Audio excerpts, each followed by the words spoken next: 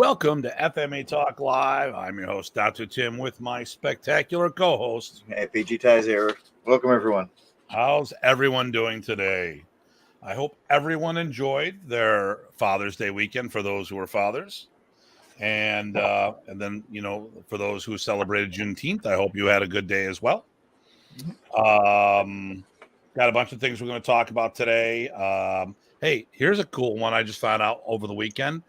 Or the other day, May DeLeon, you know May. Yeah. She's moving to Seattle. Oh, wow. Okay. Yeah. So she goes, I'd love to stop by you. I'm in New York. Well, that's not a problem. That's like 24-hour drive. Oh, that's a problem. But I told her we're near the falls and she's out this way. So who knows? But that's cool that I'm assuming her daughter's coming with her. Because she made a comment, well, maybe my daughter and I will go visit. So that's cool. You taught a seminar this weekend, did you not? I did. I was on the floor for over a span of 3 days. It was really good. So tell us about that. Well, let's see. So our friends Jackie and Kevin Bradbury hosted me down there. They contacted me early on, I think, in the year. And down there would be? Oh, down there in KC, Missouri, Kansas City, Missouri. There you go. Yeah, no, that's good. At Kindred Protective Arts. And I think people look on the Facebook, they'll see a few pictures and some comments and things like that. But so I got there Thursday night, got settled, visited a bit and ate and things like that. And then Friday, we took our time and some of their advanced folks came to a pre-session and we played and did all sorts of stuff. And then Saturday was 6 hours of training, and then Sunday before the plane, I still got on another hour and a half. So we shared, and they ate it up. I had a blast. Super good hosts, super good crew to work with. And here's the photo of one of the sessions. Nice, yeah. The bunch of good folks, except for the smiling bald guy next to the mustachioed bald guy. Yeah, there you go. Hey, and of course you're sporting our bull shirt, which looked really good in the photos, by the way. Oh, good. Okay. Yeah, that came off really nice. Really nice. Yeah, that was really good. They got a mission to host a lot of good folks, and I got a lot of really good feedback of how people enjoyed it. And so I think two things good happened there. One, they're still putting their name on the map for hosting folks and having good seminars, and they brought some people in across the state lines as far as attendees, right? And then me, I think some of the people I had met before, but they were very, very happy. So yeah, we covered a lot of empty hand. We covered a lot of single stick. We covered some double stick. No spotty dog. Oh, a lot of joint locks and things like that. So they were one of the things they wanted to do. So about half of the Saturday was on joint work. I'll say, because I know initially you were telling me the request was to focus on a lot of open hand stuff. And then you probably did just as much, if not more, weapon, which still cool. Yep. No, we covered a lot of good stuff and a lot of stuff that, they may not have seen from other folks or from Remy. Because me, I like to, if I realize there's something they might have seen, I'm happy to share it with them. Do a deep dive. There you go. Exactly. And yep. Chris Nally says, hello from Georgia. Hey, Chris. How you doing? Georgia. Nice. Yeah. So, yeah. So, let's see what's going on. So I'm actually, next week, Thursday, I leave for Orlando. Steve Benko says hello. Nice. We're both doing well. Hey, Steve. I leave for Orlando for the U.S. Open and the MayaCon, which is the business association that's being hosted at the U.S. Open, which is the United States' largest martial art tournament. There's going to be vendors there. I'm very excited about that. I leave Thursday. I'm flying home on Monday. I'm home for the 4th of July, which is Tuesday. And then the 5th of July, we fly out to Austria, Graz, Austria. So that's where Arnold's from. Yeah. Nice. I was there before. I went to his house. He wasn't there. I'm like, really? Okay, whatever. So I'm over it now, So so we will do a show next week. And then the 4th of July week, we will not be doing a show. And then the week after that, we will not be doing a show because we'll be flying. I'll be flying back and go from there. So, okay, very good. So, I want to get into tonight's show. Hey, Jack, we were just talking about you. And long time no see, Ty. There you go. That's right, exactly. Hey, so long. It was a time warp. So, the show's going to be quasi-confrontation or controversial. I want to first start off with right at the bat. For those who didn't hear, I want to apologize for when I posted the show, because when I did it, I did a very quick post on Facebook and YouTube. It was actually the day I was leaving for Brazil. Now, let me see if I can do this here. Looking at all of the graphics. Okay, I can't do it this way. So when I posted, for those who don't know, I use Canva, which I highly advise for doing flyers. Matter of fact, we use Canva to do our intros and stuff like that. So when I posted the graphic for the show, I have the Modern Arnis belt in there. Well, the only thing I had in Canva was my Modern Arnis belt, which has the 10th degree notification or notation on there. Right. So unfortunately, and I have to take responsibility for this portion, people assumed I was talking about the 10th degree Grandmaster Promotions and Modern Arnis. I was not. I have talked about that multiple times. I'm going to address it one more time today, just so we're on the same page. Mm-hmm. And remember, this is my opinion. I'm allowed my opinion. You don't have to like my opinion. We can agree to disagree, or you could just despise me for not having the same opinion as yours. There's nothing I can do about that. So somebody said, are you trying to say that Ernesto Precis or Roberto Precis doesn't have the ability to promote someone to Grandmaster in Modern Arnis? And the short answer to that would be yes, that's exactly what I'm saying. Mm-hmm. So let's first really quick address with it, but that's not what I was calling out with this show, and we'll talk about that. Remy had a will. Doesn't matter whether it was executed or not. He had a will. Should have been executed. And he willed it. He willed the art to his students, not his family, not his kids, not to either any of his brothers or sisters. He willed it to the students here. Furthermore, when it came to the I lost you, Ty. No, I'm here. Okay. Furthermore, when it comes to the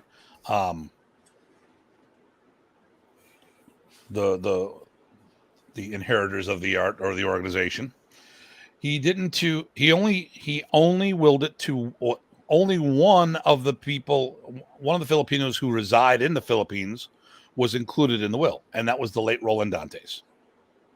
Okay. Okay. So, and what's very important to remember is the IMAFP, the IMAF Philippines, is a smaller chapter of the mother organization, the International Modern Arnis Federation, which was based in the United States. So you can say the IMAFC, which would be IMAF Canada. You can say IMAF G or D if you want to do which spelling of Germany. You could do IMAF I for Italy, and you can go through the whole alphabet. But the IMAF was based in the United States. That was the mother organization. Remy was here. This is where we were doing our stuff. Would you say that comment's fairly accurate right there? That's how I always looked at it, because I actually remember asking that question when I found out about the IMFP way back in the day, and that was the only thing that fit. And let me just point out that the IMAFP didn't start until 1999. Right. So it's not like it was there the whole time. It was a new thing formed a year prior to Remy's diagnosis of having a brain tumor, which had nothing to do with that. I'm not saying there's any bearings. He was healthy. He did his thing, and he was trying to get back in the Philippines and other areas as well. I actually remember at the time thinking it was cool to finally have a Philippines chapter. That's why it stuck out in my head. Exactly. So, and hello, Mr. Mason. Hey, PG Mason. Hey. Yeah. I mean, there are Filipino martial arts that do not have representation in the mother country. Mm-hmm. You know, because the people moved here. You know, so that's important for what I'm going to say. So, and I'm not saying that Roberto doesn't have the authority to promote someone to a grandmaster title. I mean, hell, he is a world-class martial artist like his two older brothers. Mm-hmm. But here's what I'm going to say. And we're talking about I'm going based on logic and personal knowledge. And not everyone has all these things when I want to talk about the personal knowledge. I'm not going to say we don't have logic, although sometimes we don't always think right. Mm-hmm.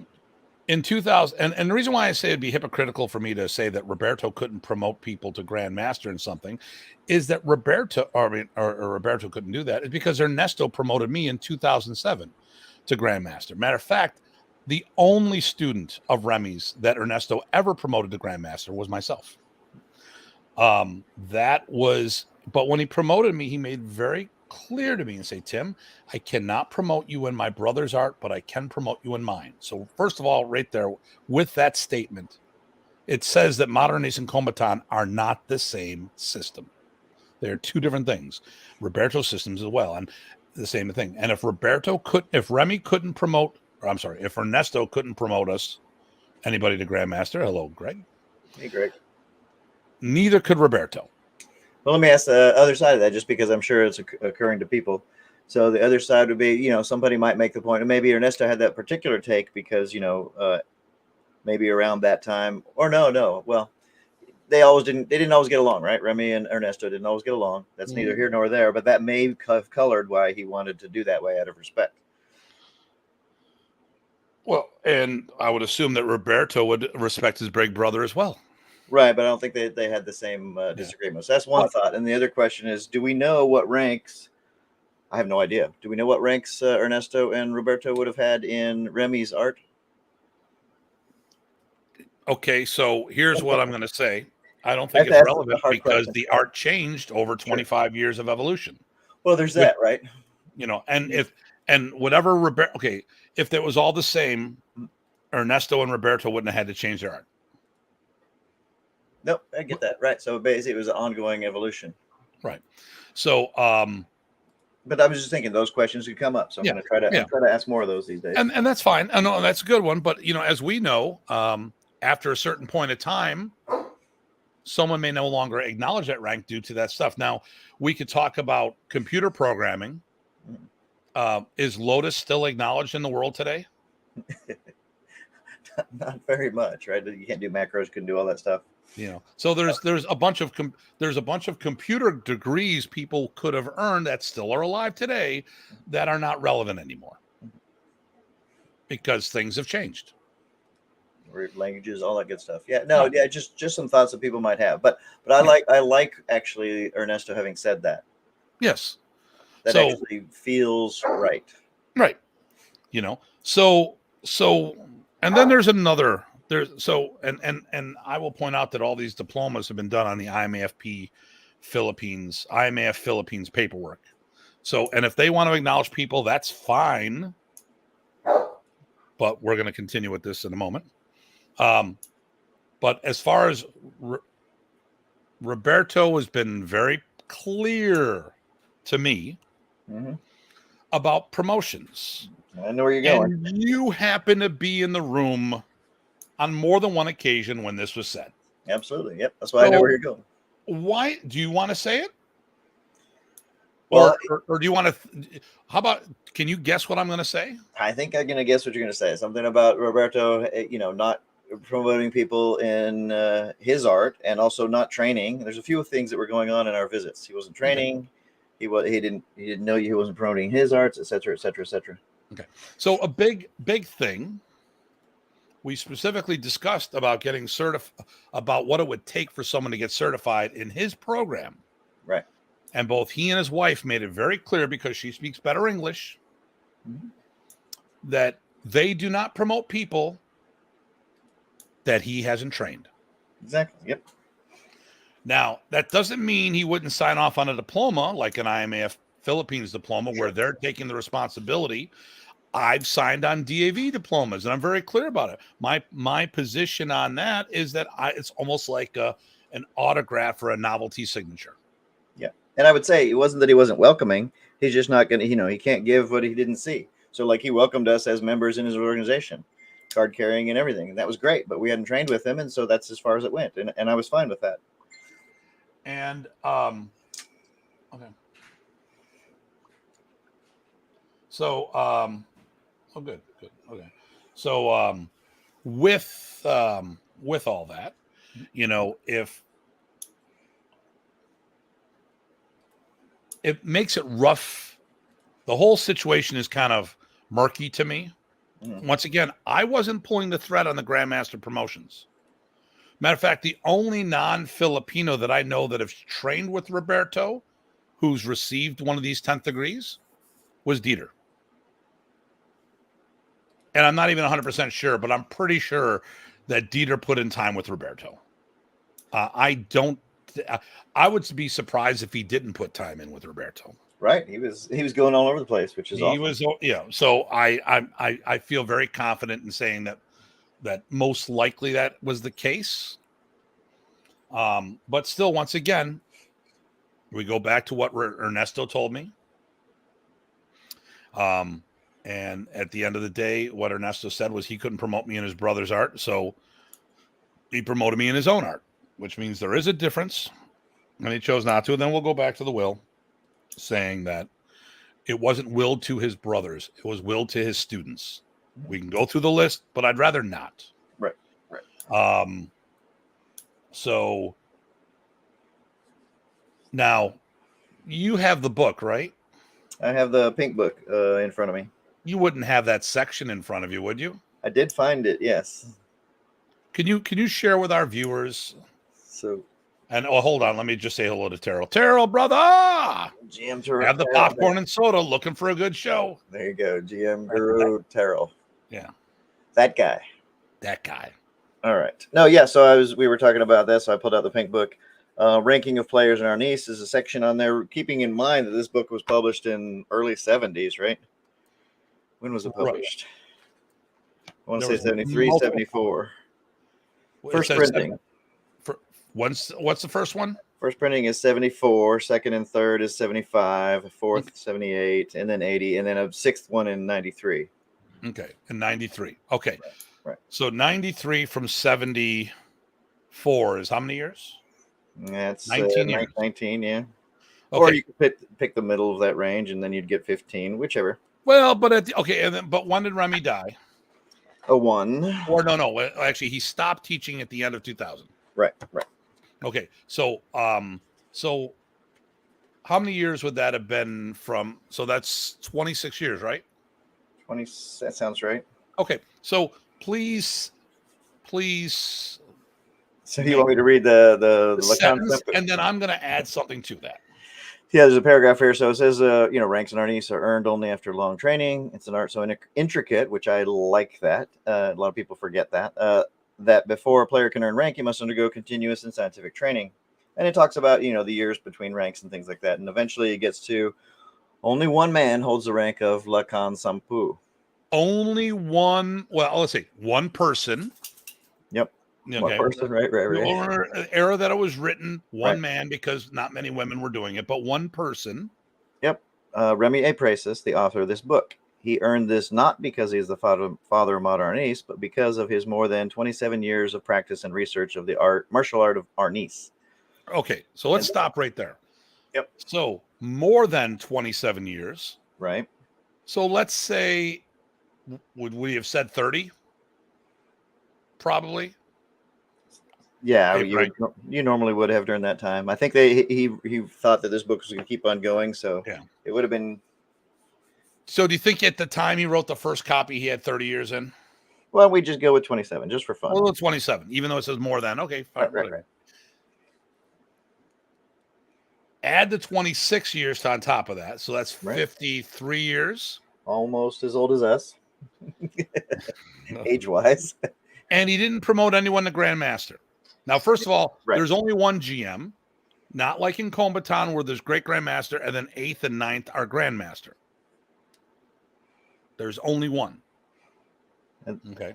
When this book was talking about rank, yes. So, and he had not promoted anyone. So one of the biggest sticking points I have is that if you're claimed to be doing Remy's art, but you're following somebody else's protocol, in this case, Roberto or Ernesto's protocol of combatant with the rank structure, then you're not doing Remy's art justice. You can't pick and choose what you want. And I've always had a problem when dealing with some of the Europeans. Well, okay, I don't want to say it. I'll come around and say it. This is the thing that Dieter and I disagreed with.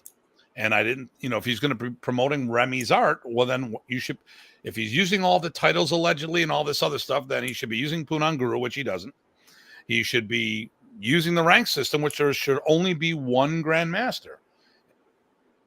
So, and even though he's thought up, well, Remy said 27 years. I go, no, more than. And he reissued the book. And during that time, no one did he promote the Grandmaster underneath him.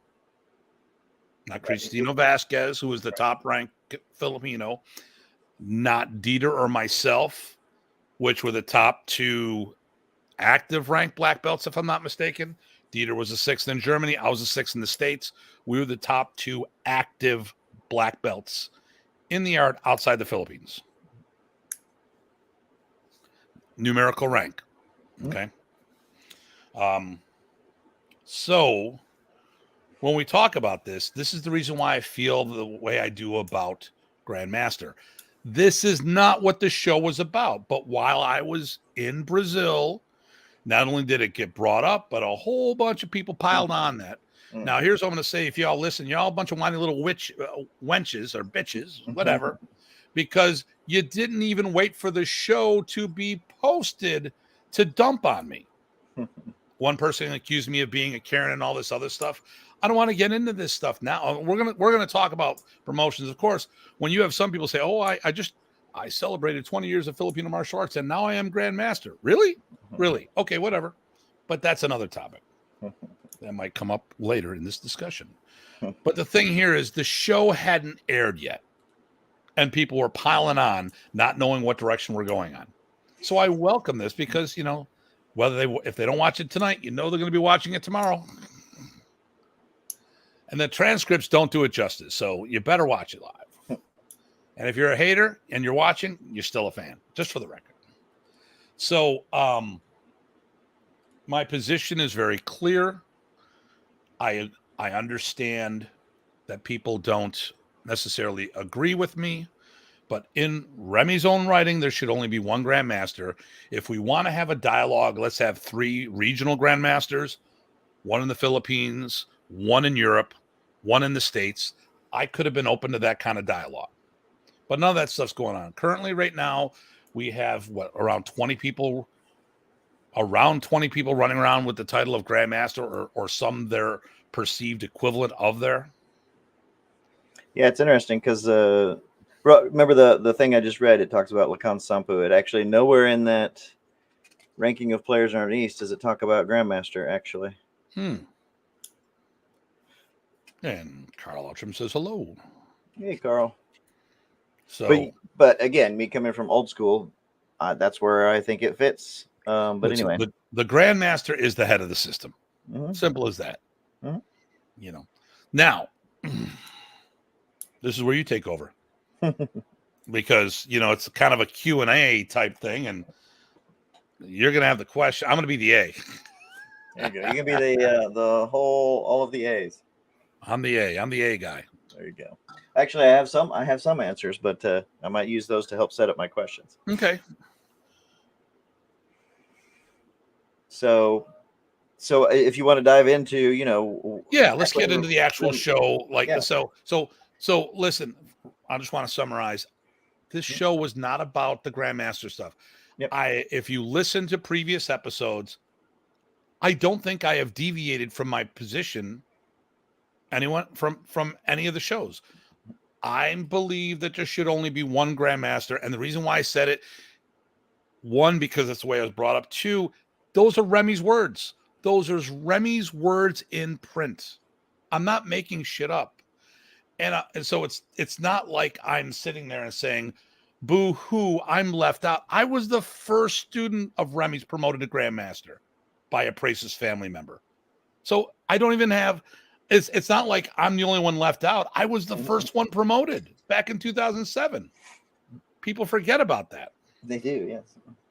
Okay. Are the Grandmasters of their organizations or the system? Personally, I still go the same. Okay. So, and let me just dial this in. Who should be the Grandmaster? The person the community rallies behind. I really don't. Now, listen, could we have a 10th degree and not be the GM? I would go with that. I think rank can be different than title.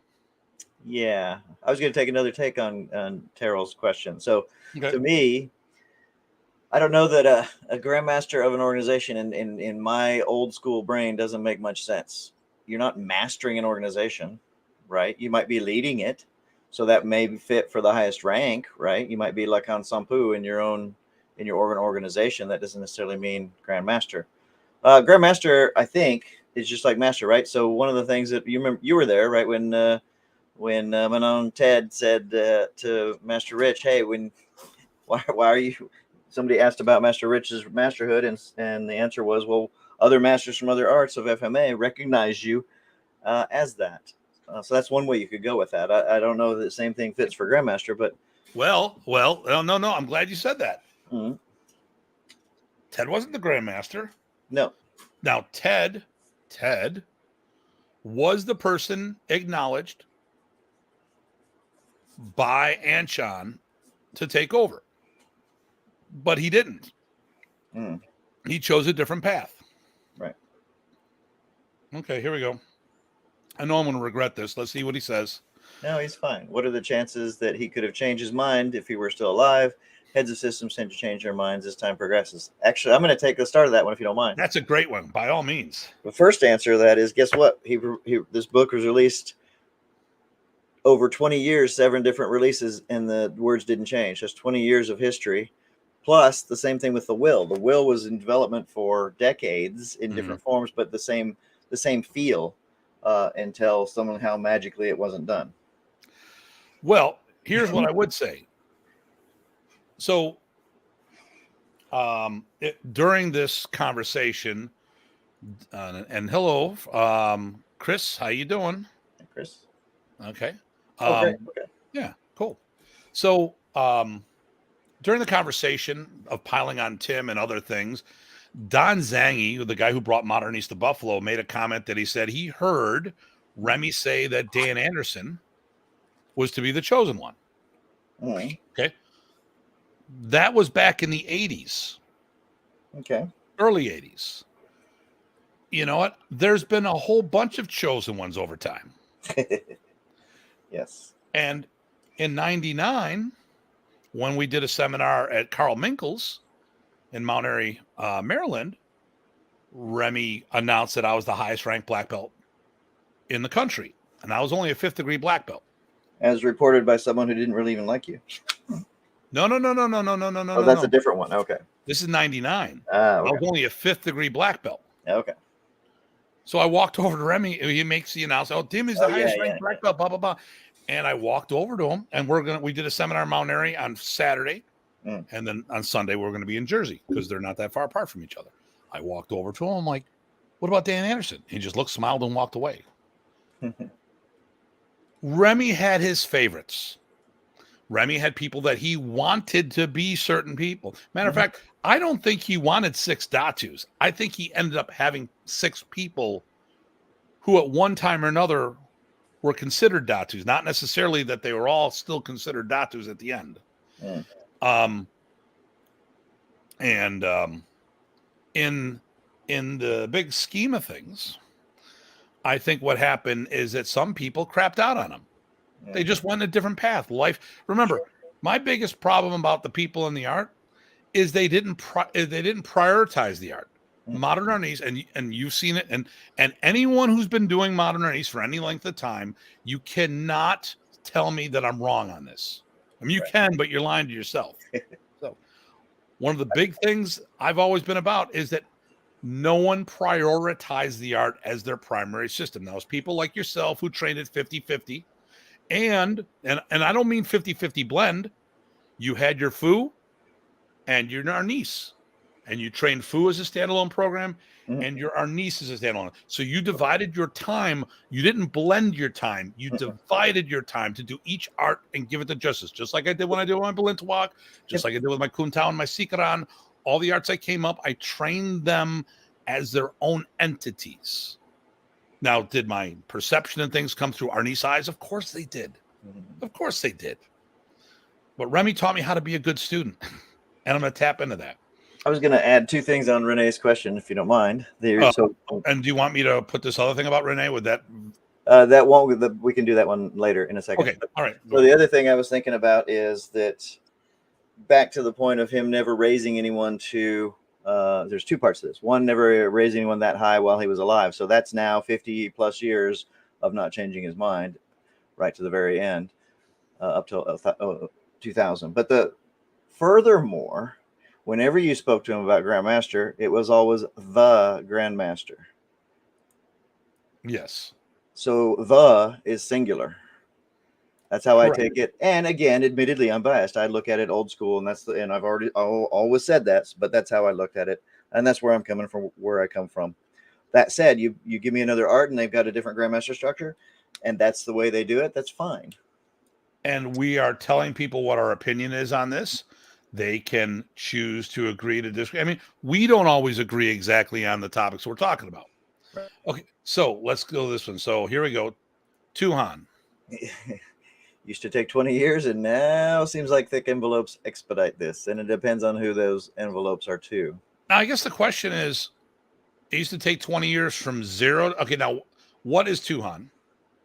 Yeah, what is Tuhan? I assumed it was master, but it might be senior master, might be head, might be grandmaster. I'm not sure. Okay, so if you're saying master, what do you think? Now, well, I broke speed records because of my dedication to the art. I was better than the people around. So here's the thing, and we talk about this time. The reason why I went up fast is because of my dedication to the art, and I was better by default. And I know some people may not understand what I mean by that, so let me clarify. If you compared my movement to the people around me who cross-trained, well, I mean, Ty, what did you think the first time you saw me move? No, it was cool. So since we have been taking, doing Modern Arnis as its own committed martial art, right? Standalone martial art. That's how we thought about it. We were wondering, how do we get to move like an FMA? We saw you, the stick, knife, whatever guy, Kompaton guy, come in, and you could move like what we thought a FMA person would move, and we noticed that, and we asked you about it. So that's sort of where we came from. And then it turned out we were related. And then it turned out we were related. Right, exactly. Martial art wise. Yep. We had multiple forms of crossover. Yep. So, let me see here. Hi, Joe. How you doing? Interesting convo so far. He's making fun of furnace, making fun of my double commitment. Oh yeah, is that okay? Food. Okay, right. Here we go. Here, why don't you read this one? It's a little longer. Sure, D-Man. I'm not sure who that is, but that's okay. Good evening. I thought what Bobby Tawada said about Grandmaster. He explained it like having grandkids. If your students have students that have reached FQI, then you're their GM, and that's certainly worth a conversation worth having. That's one way of looking at it, and I've described it for other arts that same way. And we're not saying that that's wrong. Right. If you're a master and you produce masters, you might be a grandmaster. You might be. But and once again, this is produced. Well, I think if we're talking Filipino martial arts, unfortunately, it's a low bar for grandmaster. We've been in the Philippines so many times, and I can't tell you how many times we've been disappointed. That's for his style of Balintawak. Sure. And he can do that. Well, and now Demand, let's talk about this.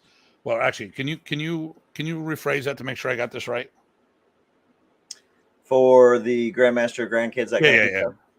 So the way he wrote it was actually if you have students that have reached FQI, so in other words, students that have reached fully qualified instructor, right? Then you're their GM in terms of position or grandparenthood. However, comma, I don't know anybody in Bobby's lineage who is grandmaster besides Bobby. Yeah, because and he has students that are FQIs. So by Bobby's definition, some of his students might qualify for grandmaster, but they're not. Yep. So I think Bobby was probably referring to himself and his classmates while Anshan was gone. But and if you look at the sheer body of what he's produced, I mean, who's going to argue with that? No, we're not going to argue. But here's the other thing too: is I don't think that's enough because there needs to be a scale. Okay, so listen, I've got a need. So let me see if I got this right. I have students. Mm-hmm. So I have Craig, who's my second gen, and he's produced his son, which is my third gen. Or he's my first. That's my third. My second. Am I supposed to have a third gen student underneath, or no? He said, yeah, students. If your students have students that have reached FQI. So in other words, like Karen with me. Okay, so that's not enough. Not enough, right? I mean, I have students that are students. I have students that are master level, and I have some of their students are fully qualified teacher level, and I'm not grandmaster. So I think we would. And there's no need for me to be.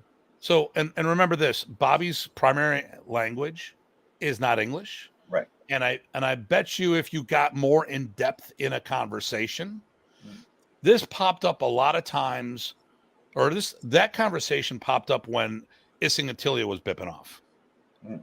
So I think part of it is to describe something. I mean, listen, Craig was on the path of having a second gen black belt underneath him, his own. That would not make Craig a grandmaster. Right. That's only one student. So Craig teaches his son and Jeremy. So Jeremy was one of our black belts.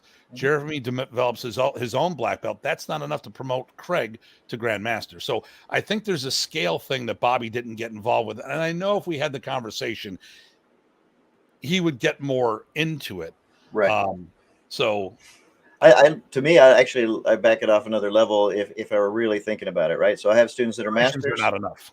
Right. If I have students that are masters that have students that are teachers, then I might be a master or a master instructor of masters. If I have students that are masters and their students are fully well-recognized masters, that might be another conversation. Yeah. But again, that's a level, right? It's not an actual title. Titles are not necessarily the same as levels. Yeah, no. And then I think that we have to look into that. There needs to be a certain quantity to merit. So when people ask me, what does it take to be a grandmaster? Well, the first thing I sit there and say, well, because people have asked me in general, because I'm like, well, I don't know why you're asking me that. Are you asking this about Tim Hartman or whatever? I go, well, one way is that a grandmaster promoted you. That was my case. I didn't self-promote. None of my titles were self-promote. I didn't promote myself to Punong Guro. Well, I didn't promote myself to instructor, which became Guru. I didn't promote myself to Punong Guro. I didn't promote myself to Datu, and I didn't promote myself to Grandmaster. That was all done by other people. It was all done by Remy, except for the last one, which was Great Grandmaster Ernesto Preces. Okay. So the thing here, though, is that one's off. Check that. For me, I'm okay. That was done. Boom. But what I would look at is say, well, how big are they? If it's just one school, I don't think you need to be the grand. I don't know if you qualify to be a grandmaster if you're just running a school. To me, you'd have to have multiple satellite locations. And we're going to use the belting system because it's easier to understand than, listen, FQI, that's a black belt. Maybe that's a second or third degree black belt. Completion of the art, that's probably your basic black. FQI is probably second or third degree black belt. Okay. It's definitely not master. It's attainable. Well, I would say like in the Bobby Tabata structure, FQI is probably a first or second degree, because I know people who've got it in a year. So it can't be, I mean, they definitely have to dedicate themselves to it, but it's not like it's a deep dive. So to me, you'd have to produce a bunch of black belts, or you produced let's say you produced a handful of black belts that become masters because they're producing cadres of black belts on their own. So you've got this pyramid type thing going on. We've talked about this before. Right. So, it's like each one teach one, same thing. No, hey, but I mean, but I don't think, everyone, it's a grandmaster is a title that everyone should attain. It's actually like end. There's a piece that Paulo is the next one in line to his comment, the piece of that I can use. So he goes, Tuhan is the highest rank in Pakiti Tirsia, just below Grand Tuhan, of which only one can exist at the same time. Okay. So that puts the grand for their... there we go. Thank you, Paulo. Right. So Tuhan, would you say Tuhan is master? Well, he said it's the highest rank. So okay, so that's senior master, who knows? Something high, right? Okay, here we go. But grand, only one at a time. So Renee goes, well, we don't need to read that one. Master Alpha or Master whatever. Well, we actually had a guy, Master Bates. Yep. Master Michael T. Bates. Okay, here we go, Chris. Background, but okay, for me, Grandmaster's head of the system. Exactly. Now, that's where I'm coming from. Would you say? Okay, let me throw this out using Balinswalk. After, because they've taken you through this, there's a difference between the group Balinswalk and the ungrouped Balinswalk. Would you consider them different enough where you could have grandmasters of each branch?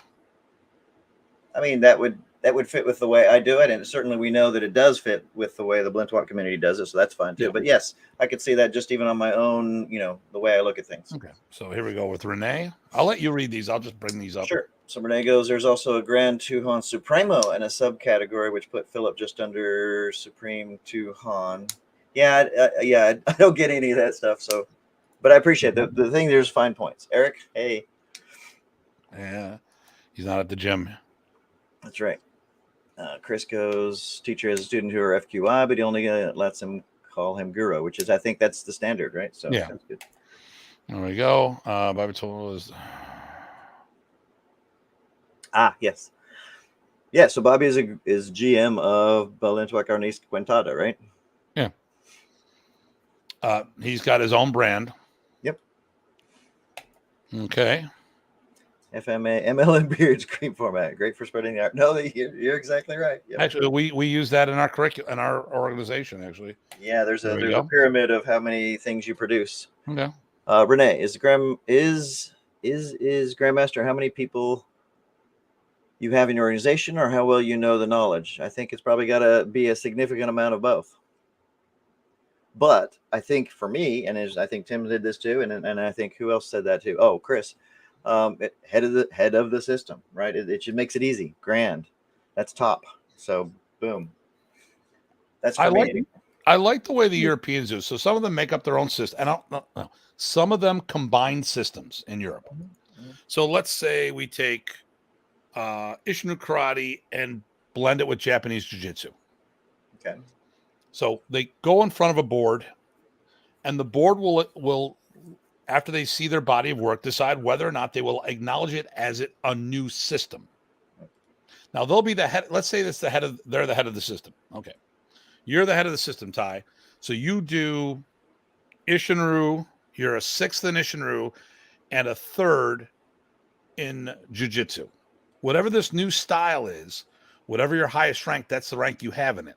So to go up in your new style, you have to go up in your highest level art. So you'd have to go the next degree of Ishinru and the next degree of Ishinru.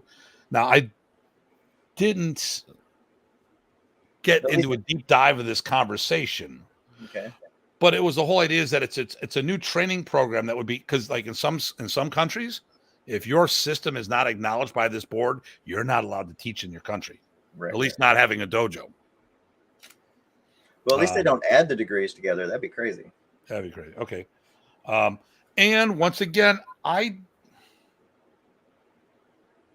don't even think that. Okay, listen. if it was Chad, Craig, Ty, and myself, we just train together.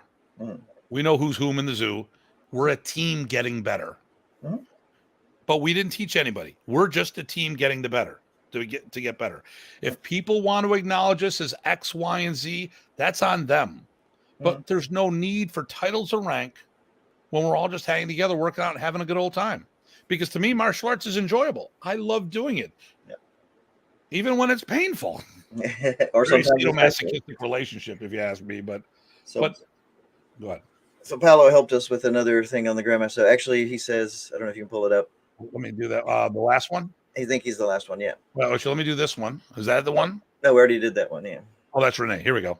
So Paolo, yeah, Tuhan would be Grandmaster rank. So it would be a Grandmaster rank. So Matas Naguru, Agalam, Mandala, these are Master ranks. Got it. Okay, that makes sense. So then GT is more like a Supreme Grandmaster or Great Grandmaster. That I get it. Okay.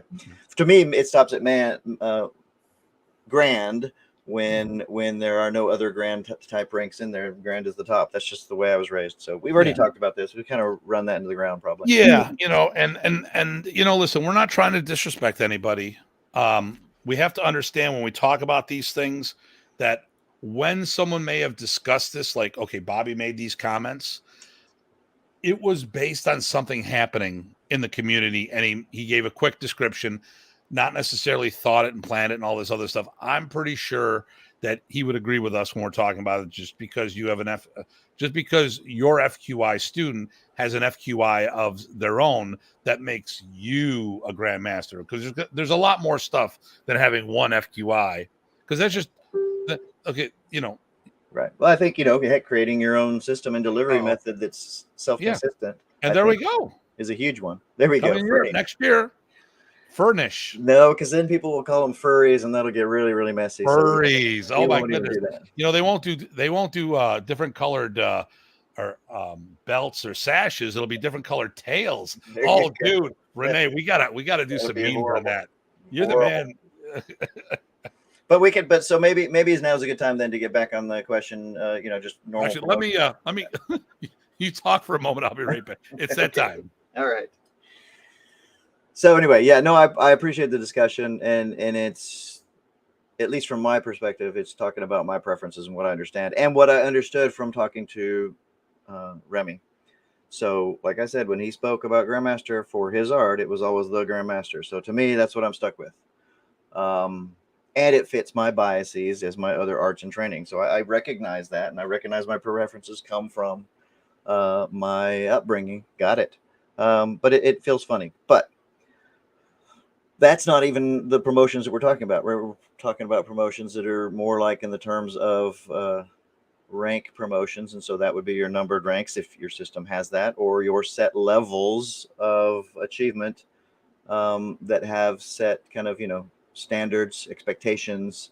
And those could be, hey, do you know X, Y, Z material? Have you produced QRM students? Have you attended events that are cross borders? It could be any number of things. And I know several styles that do some of each of those.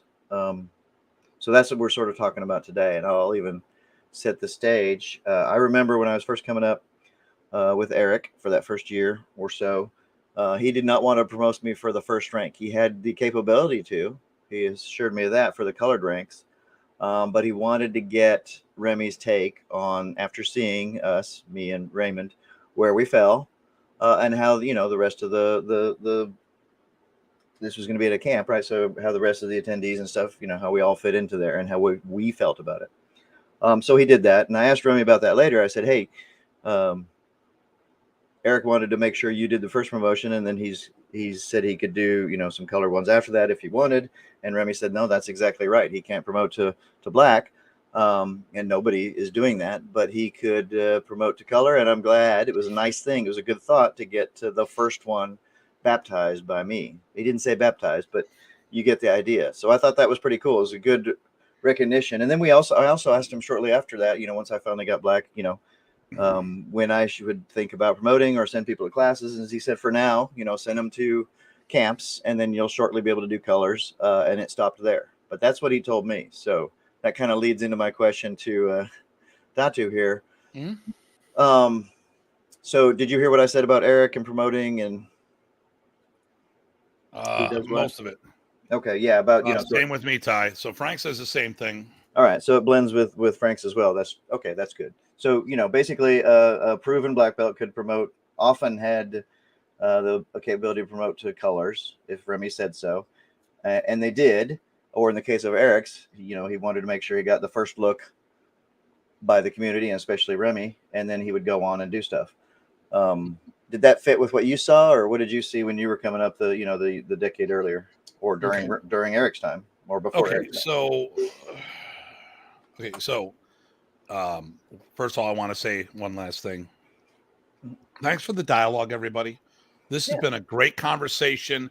Whether you agree with what we said or not, this is what we're talking about. This has been a great dialogue. No mudslinging. Agree to disagree. This is what it's about, and that's why I like doing this show. As far as in Modern Arnis, while Remy was alive, because this is part of the conversation, no one is allowed to promote people to black belt. Now that ties into what I know we're not talking about black belt yet, but no one was allowed. The only way to become a black belt in Modern Arnis, Remy Prace's Modern Arnis, was to test for Remy.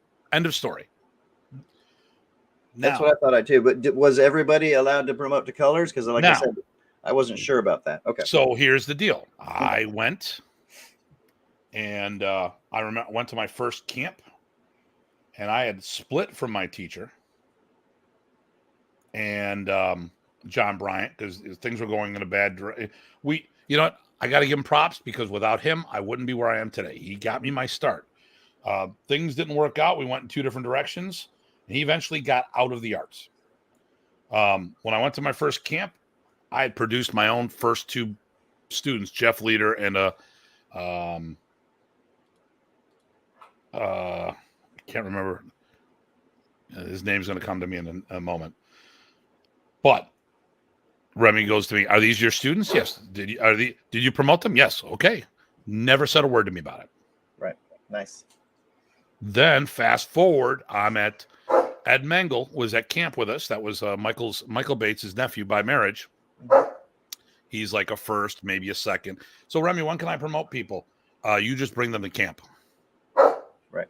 So not everybody was given permission to promote based on, they're under what he perceived as their understanding. There may have been some other issues. Remember, if you weren't, in some people's cases, you were somebody's student. Right. So maybe Remy wanted to protect the teacher or possibly didn't think that, the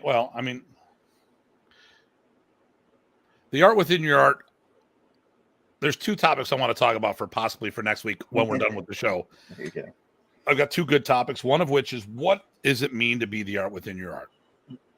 And to me, and I'll just touch on it real quickly. To me, it was more of a testing format than it was than anything else, because Remy taught us all the same. Okay. Yeah, well, that actually tap into Terrell's question, but I want to jump in.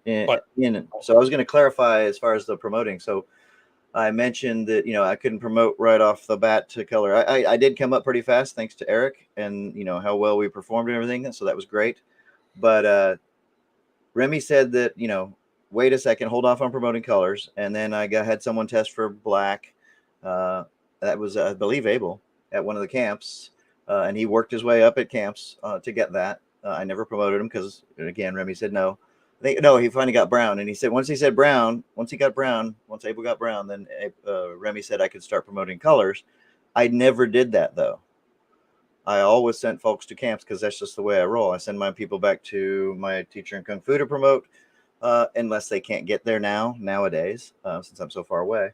And I like to send my people back as far up the source as I possibly can to get promoted. So I never did that, but I will say that's where it turned over for me was once I got someone tested for brown. Then he said, yeah, you can obviously produce people and you can promote to colors. And then, I'll let you do that, but I never did.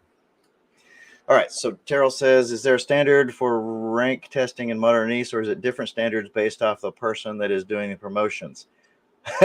Well, yes. So for colors, obviously, it's going to be based off whoever's doing Promotions, right? There is a standard because we had the rank test, and so obviously you're probably going for chunks of that would correspond to that color, and then you made that call because Remy said you could if you did it right. For black, it was since Remy was promoting those, then it's Remy standards. So I'll let you talk with Remy about that. So here's what I'm going to say. We had a written test for black belt. We all had, laid out. Well, actually, we had a camp test that everybody participated in. Yep. And for the most, if you were a black belt candidate, Remy was looking to see if you were ready. Yep. Everybody else was doing a competency test. It was more on physical ability and trying to gauge, all right, this guy's from karate instead of taekwondo, blah, blah, blah, whatever. It was kind of a combination of breadth and depth, but everybody did the same test. Everybody had to bow out if they didn't know enough. Yeah. Or and that would be it. You'd come in, hey, show me this. Mm-hmm. So I hate using forms as the example, but we'd start doing the forms. It's handy. Everybody. Okay, so we do the stick forms. Mm-hmm. All right. Everyone's there for stick form 1. Most of the people were there for stick form 2. Mm-hmm.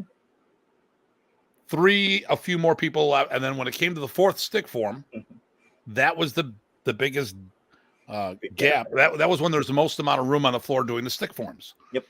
Then you go back and do the hand forms. Everyone's there on form 1. People start bowing out on form 2. More people on 3. More people on 4. Mass exodus on 5.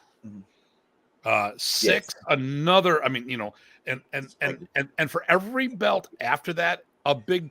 I don't want to say a big chunk, but like half of what was left kept dropping off. Yep. Now at our camp in Michigan, which was the longest running camp, the most advanced camp in Remy's repertoire, or is all of his camps, usually what was happening by the time you got to form 6 and above, it was all my students and my affiliates. So anybody who was networking with me, like the London, Michael Donovan's group, they would always hang with me at camp. So they'll be like Jason Arnold was attached to them loosely. They're all friends together. Mark Benez would be up there. Steve Scott, his group from Indiana, would come up there. But anybody who decided to say, hey, we're going to follow Hartman's way of doing forms, they were the people that were left standing. Now, and then people would make notes, whether they did the form right or not. It was the fact that you were still set standing. And that was for every technique. Yep. Every technique. You sit there and say, all right, we're going to do tappy tappy. Well, people started leaving. They were taking, making notes. Yep. And then eventually, they would do the thing at the end and with the ranking, and you'd get your stuff in the mail. Something was going on, and some of the black belts were announced that day. Pretty much any time I tested in Michigan, my announcement, they made a big. There was an announcement at the end of the test. Now, not for all the other ranks, but I mean, so I tested in Michigan for my 4th degree. So at the finish of camp, Remy made a big announcement. I tested for my 6th degree, another big announcement. I'm trying to think of. So my ESA, Delaware. Oh, yeah, and my Tatlo, there was an announcement because ESA and Delaware were done in Buffalo. So we go from there. All right, so let's see what Kurt has to say here. Hopefully that wrapped up what we were looking for. Here's a fun one. How necessary is it to have official ranks and titles in martial arts in America? Obligatory rubber chicken salutes from Homer, Alaska. Well, we've discussed this too, right? Is it really necessary? It's for the students. If it is necessary, it's for the students. Let's okay. So since let's talk about that. That's globally. Yep. Remember, Americans didn't create rank. Right. That was Japanese. We were creative, and we took all those white belts and colored them with our crayons. That's right. Yes. But we did not create the belt. So here's a big misnomer that it really annoys the hell out of me. We are not the ones that created rank. Right. I mean, we might be rank, but we didn't create the ranking systems. They were done, and in our system in Modern Arnis, it's based off the Japanese styles. And a lot, and people in the Philippines saw how successful Remy was, and they copied his format. Okay, here we go.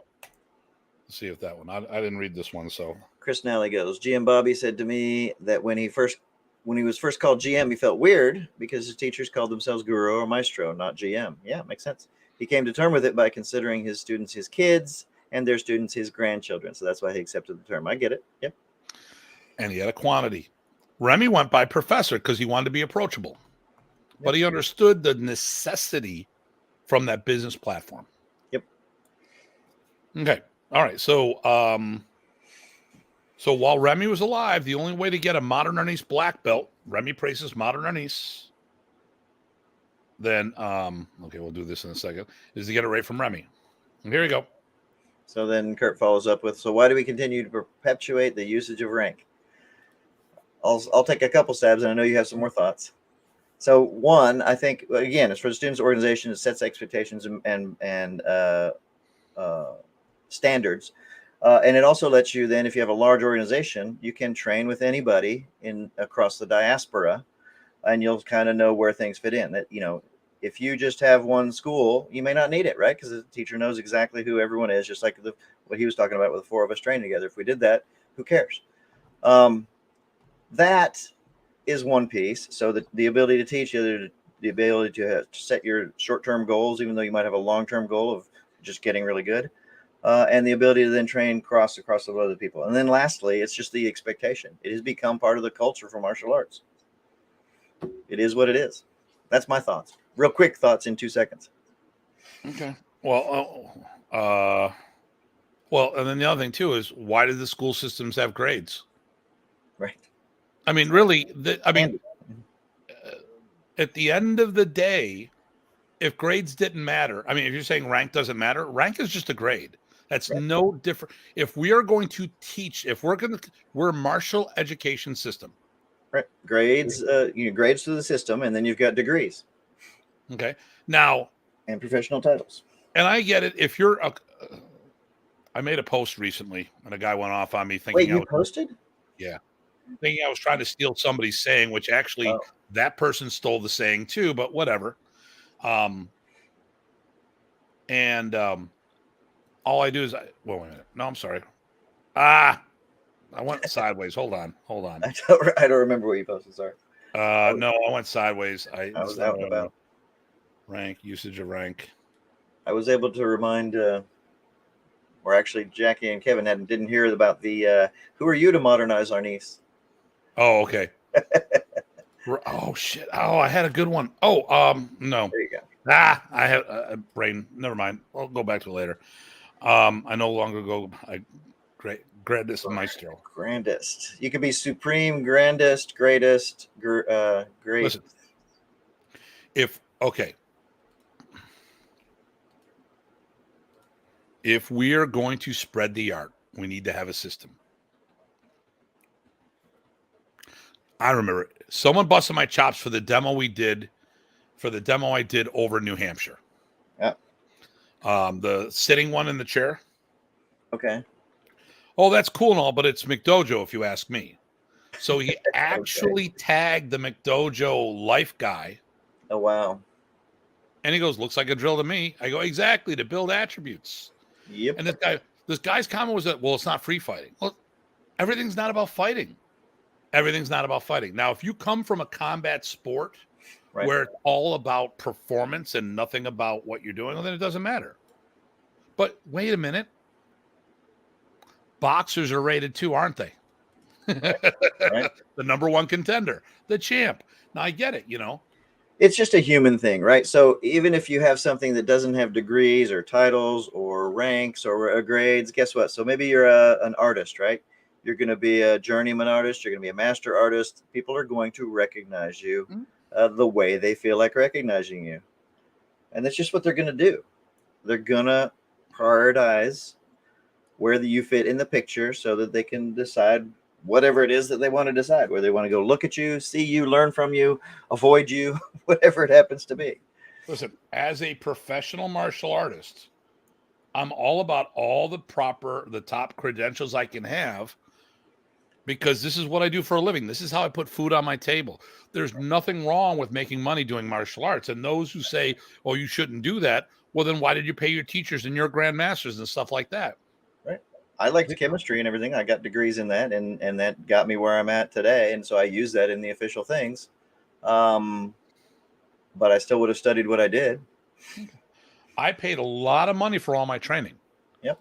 I'm not going to give it away. I'm sorry. I'm not that generous with my time. And, and time and blood is what do they do? And I made this joke with Jackie and Kevin. So when somebody's, working with you and you fix their plumbing and it took 2 minutes, are you paying for the 2 minutes it took to fix something, or are you paying for the 30 years for them to know how to do it in 2 minutes? And there you go. So, all right. Anyway. I think we're caught up. Oh, wait, no, Chris has something. Here, let me get this here for you. Chris, again, for us, if someone is a certain level, we know they know how to do a certain portion of the curriculum, and we know what level to play at when we work together. Right. It sets a starting point. Everybody's going to be a little different, but it helps you gauge whatever it is that you're working with. The belt on your waist lets me know how I can throw you. It lets me know what kind of, if you're in my system, that is, our system, it tells me on what types of techniques you should have in your repertoire, who I could use in front to demonstrate. Right. I should be able to do certain throws to you without a question. Right. Well, heck, using people to demonstrate, sometimes, just having a higher advanced color belt in class, you might want to use them to work with a certain group of people. And so they have a little bit of gravitas from the time they put in that the newbies wouldn't necessarily know just by watching, because you can't tell, but they see the rank and they go, oh, I better listen to this person. There you go. So anyway, I think we all know why. It is kind of silly. Yes, it's a little arbitrary. Humans are kind of shallow. That's just the way it goes. Okay. Anyway, so I think we're caught up. Let's see. So I asked, during there, what you saw, who promoted what to whom. What happens if somebody did promote somebody that Remy didn't on paper or didn't officially allow them to promote, and how did that play out during a camp or something like that? To did what? You see that? Like, so say somebody, Jimmy Kimmel promoted somebody to first degree on his own in Modern Arnis, and he goes up at a camp. Okay, so there was someone who promoted someone. Okay, so there was someone promoted someone to something and whatever. So I had a friend of mine, Mike Alfano, who was promoted by a student of Remy's who had their own program, and he was led to believe that his certification counted for Modern Arnis, which it didn't. His black belt certification counted for Modern Arnis, which it did not. So, and you actually met him because it was at the last Houston camp while Remy was healthy. And what I did was I go, Remy, this is a friend of mine. I'm taking charge. First of all, we showed him the diploma. He goes, no, it's bogus. It's not the word he used. No, that's not right. So I said, well, here's my proposal. He's going to test for his ESA. He's got no in-betweens. He's not testing for Lacan. He's testing for ESA. So he'll either be a brown belt or ESA, nothing in between. And Remy's like, we can do that, because he knew that I was taking charge. And I went on the floor and I tested with him. So it was fixed. But no, I don't know of anybody who was promoted to a Modern Arnis Black Belt by a student. Now, let me just talk about this, though. Ty, have you ever sat on a board? Oh, yeah. Okay. So you sat on a Modern Arnis board, right? Definitely, yes. Multiple times. So Remy trusted you to grade this person. Yep. And then you would submit the grading. Whether he was in the room or not, he trusted you to grade the person. Yep. Where did the certification come from? Two things. One, I think a lot of times I started the board, I just graded. I didn't even do a recommendation. But it was straight from Remy. Remy made the call every time that I was there. So every black belt promotion came from Remy. And I know that from the other side too, because when I did the first camp, they wanted to promote us. The board recommended black for Raymond and I. And Remy said, I love Eric. These guys are great. I don't know them, so I'm not going to do that. That was the smartest thing that someone could have done. But that's again pointing to that he made that call. It was all his personal certification. Okay. So, and there you go. Good. Okay. So, all right, let's do. That may be. Can we pause on this question, because I think that'll apply later on when we get to more grandmastery things. Okay, Tara, we're gonna come back to yours, so hopefully you don't go to bed. Pull out a cigar. I know you'll hate doing that. Oh, hey, Terrell. There you go. So actually though, but we can go on. So we did while he was alive. What about after he dies, right? And things happen. So let's say a few years after he dies, and so people have sort of a little bit of a diaspora. You had orphaned people or hermits like myself who were training and teaching. You have some organizations that were trying to keep going. You have WMA, IMAF, and a bunch of others, right? We already talked about those. When they promote, so Remy's not around to make the call, some people might ask, well, then was it okay for these separate groups to do that? And you're asking me that? Well, I'm just saying for the reasonable ranks. My point of view, I'll say mine and you can say yours. Okay. I think in general, somebody had to keep it going. So if you were doing it in good faith and you got buy-in maybe from any peers that you could either have done it that way or say, hey, look, within our own little bubble here, this is how we're doing it so that we can all keep going. You might do that. I do think that crossing the streams would have helped make that more legit, but I get that the big guy leaves, you got to do something. So anyway, you want to go further on that or turn the corner or whatever you want to do? Okay, so this might be it kind of opened the door for the other thing. Right. No, I get you. Okay. So first of all, let's talk about this. Some people, okay, I don't want to talk about the Philippines because I don't follow what they do. Mm-hmm. I don't want to talk. I do want to talk about Germany for a moment. Okay. When it comes to promoting black belts, I got to say this.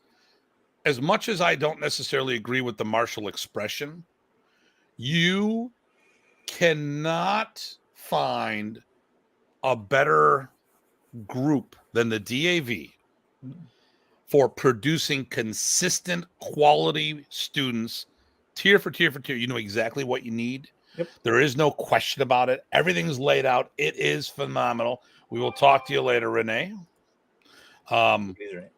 So, man, I mean, the DAV, and now once again, it's a different thing of martial expression. Mm-hmm. Okay. But when I talked about before who shouldn't promote black belts, I'm specifically talking about people, my brethren in the States.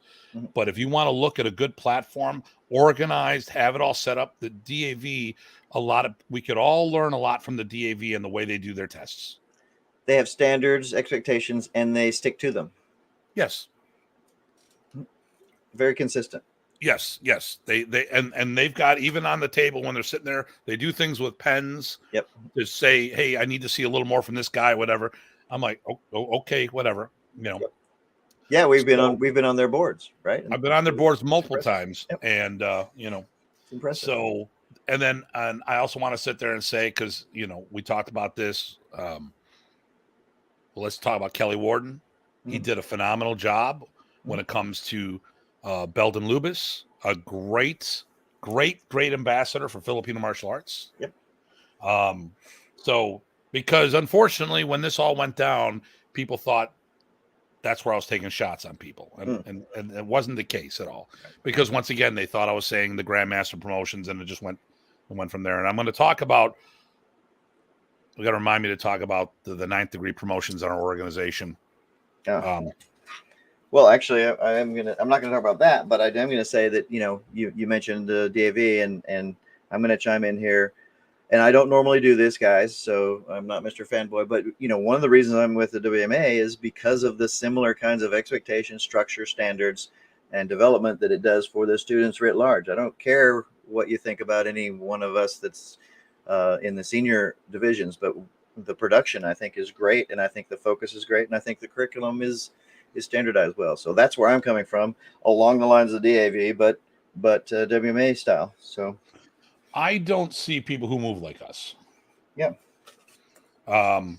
And I am very partial. I mean, of course, I play favorites. That's why we did our own group. I mean, when it was announced that Remy wasn't going to teach anymore, I looked. There was no one that could fill that void for Remy, for me. And I'm not even. And I wasn't putting them. They had to do the exact same thing.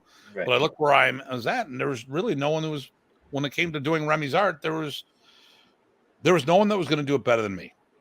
And I know it's going to sound cocky, but I mean, at the time we talked about it, I was the only dedicated school to doing this. And that was your perspective. That's how you gauged it. That was your perspective. I was going to say that's just because we hadn't got back together again. That's why. Oh, there he goes. That. So, but when we go through, the thing here is that I wrote a curriculum. Well, John Bryant had a written curriculum. John Bryant had a silent partner as a school. That was Remy Price's. Mm-hmm. I don't know where the curriculum came from. I don't know how much input Remy had. It didn't matter. And it had countless evolutions of that. And you got access to that before we actually met. Right. With Eric's curriculum. I didn't even know that these people that were doing this didn't have a curriculum other than the test. I was like, I thought that was crazy. So, and that's why there's Modern Arnis is a mess that it is today. Some of the people that took over, whether they should or shouldn't have, had not even produced a black belt prior to that time. Mm-hmm. So I have issues, with this. And I think that in some cases, a lot of these guys could have came underneath somebody else and learned how to do these things, but I also think if there's some people left out there on their own and they don't feel comfortable promoting, you could easily reach out to groups like us that could help you with that. Right. Even if I gave you my basic Modern Arnis curriculum, say, here, take this. You don't have to test underneath this, but if you're looking for structure, here, I've given my curriculum out to people. It used to be downloadable on the internet. Right. But I keep changing it. Well, or updating it. You have to, if you're orphaned, you have to find a way to keep going. And there are lots of ways to do that. I remember getting yelled at by Dieter for not taking rank and being able to help my students because I couldn't take care of them. And it wasn't about me. It was about the students. And I never sought rank. This. But eventually I was able to help him. And so that's what I did. But that was an interesting point that Dieter made. It was like, you're being selfish in a weird way, right? But how do you do that? You got to do that with some vetting. And I think there are plenty of organizations that will help you if you're orphaned. In what? Oh, help you know where to go, either progress yourself so that you can take care of your people or provide venues so they can test under somebody else. Right. Yeah. And then you should do that. Yeah. Go to worldmodernist.com and you'll see a group that can help you out. Right. And the advantages of me. So I'm going to do one last plug you guys know, I don't always do this. I really do like that structure of, full all in groups and associate groups. You can gauge your level of commitment. You can be doing your own thing and you'll have some people that understand and recognize you, or you can go all in on the whole vision and it works out fine. Was that a fair characterization? There we go. Oh, look, worldmodernist.com just popped up on my banner. There you go. All right. Well, I'll shut up now. Hey. You're the one still directing this because hey, Chris, how you doing? But this is funny because this is the most I've spoken about WMA, I think, in all of our interviews. Is that about right? We go up to Terrell's yet, or are we not there yet? Let's see. Are we up to Grandmaster? So we went to before Remy died, then after he died, and then just regular promotions like colors and nominal black belts. Do you want to talk anything more about the mid or low level black belts before we go up to the senior stuff? As far as a requirement, or about what it would take to get those kinds of higher level or middle level promotions right now, or did we cover everything? Here's one right here, and then Paulo Rubio. There used to be 2 GTs. I forgot about that. You're right. Good one. Yeah. And I've never met you, Lamont. It's nice to see you. Hi. Hey, Lamont. Yeah. Nene's been at my school and we celebrated his birthday. Nice. And the Williams are very close and fond of them. Mm-hmm. So, and Chris, we got to talk. Just give me a heads up. I got a proposal for you. Not a marriage one. Janice would be upset with that. So yeah, is there anything Well, else? listen, here's one of the things. Okay, so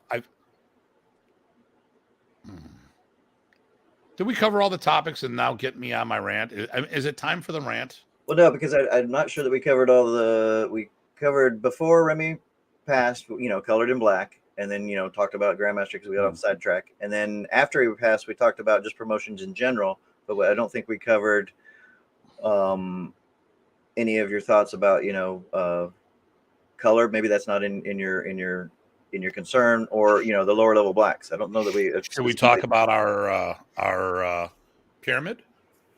Sure. Actually, I like that, at least because then it's like, hey, you can talk about what we do and what our expectations are. And that's it. So this is one of the things I want to do is put out a suggestion thing, because yeah, I've seen some promotions as of late that make no sense to me. So let me tell you how we do things, and then that might paint a better picture for what's about to happen. Yeah. And it's probably also all nice and fair, right? We're talking about what we do, and don't have to poke at anybody. So one of the things I'm very particular about is that we don't need high-level belt promotions if you're not doing the work. So, I mean, the two tie right into each other. You kind of get one with, you can't have one without the other. Right. So why, I'm looking up my file here. One of the things that we do in our organization is that we have a Praces program, and then we have the Modern program. The Praces program is a lower standard when it comes to what I'm about to talk about, because there's so much more content, more material. But I'm gonna paraphrase what the Kempo guys say. So in American Kempo, if Joe Rebello is still here, he goes, the first 5 degrees are for what you get out of the art. The next 5 degrees are what you put back in.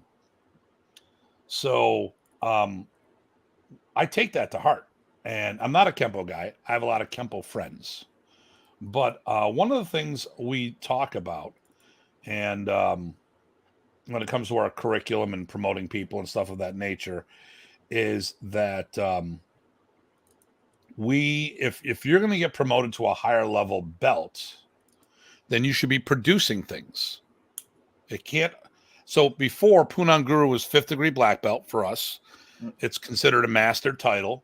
Remy said, once you produce a black belt, you are a Punong Guro. You're Guro until you produce a black belt. But there's only 2 of us he ever used the title with. Myself was the first, and Marlene Hofano was the second and last.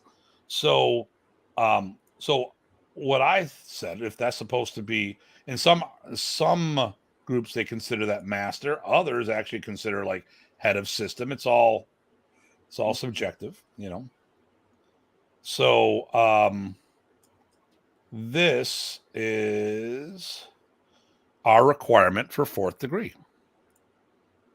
I think this is accurate. And that's for Praces or Modern? For Modern. Modern. That's what I thought. Okay. I thought it was 3rd, but I guess I was wrong. I got to double check. Right. Oh, you know what? No, okay. I'm sorry. It is. Okay. Here we go. It's combination.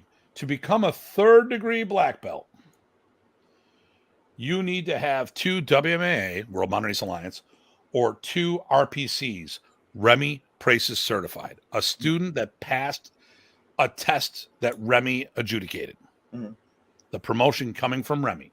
Now each teaching credit that we talk about here is per level. So I need to produce 2 black belts. If I have 1 2nd degree black belt, it's the same thing. So each degree counts as a level. So I could produce 2 1st degree black belts here, or 1 2nd degree black belt to make me eligible for my 3rd. Now, maybe a 2nd degree black belt might be a little hard. Right. But, actually, no, I'm a 1st degree black belt. I get my 2nd, I produce a 1st, and then it's time for, I put the time. This isn't time. This is just the mechanics there. Doing the work, yeah. And there is physical curriculum too. Sure. Absolutely. But, I'm taking my 3rd degree test, and all of a sudden my 1st degree was eligible for his 2nd degree. Boom, done. Now it's a cumulative. It's not new every time. Right. So for 4th degree, I need 4 credits, which could be 4 first-degree black belts, a 3rd and a 1st, 2 seconds, 8 for a 5th degree, 16 for 6th, and so on and so forth. The point is, or my issue, well, it could be the point. Okay, I'm gonna let this go away. If we're gonna promote people to higher degrees black belts, what are they doing to give back? We don't need higher degree black belts. We need more black belts. We need more people spreading, actively doing so. And if the pyramid scheme gets us doing it, it helps us. But the pyramid scheme, I think in this case, is actually fun in the sense that it's a seeable giving back, right? You can see that you are producing good for the style by producing good quality folks, children, if you will, children and grandchildren. Yeah. So, you know,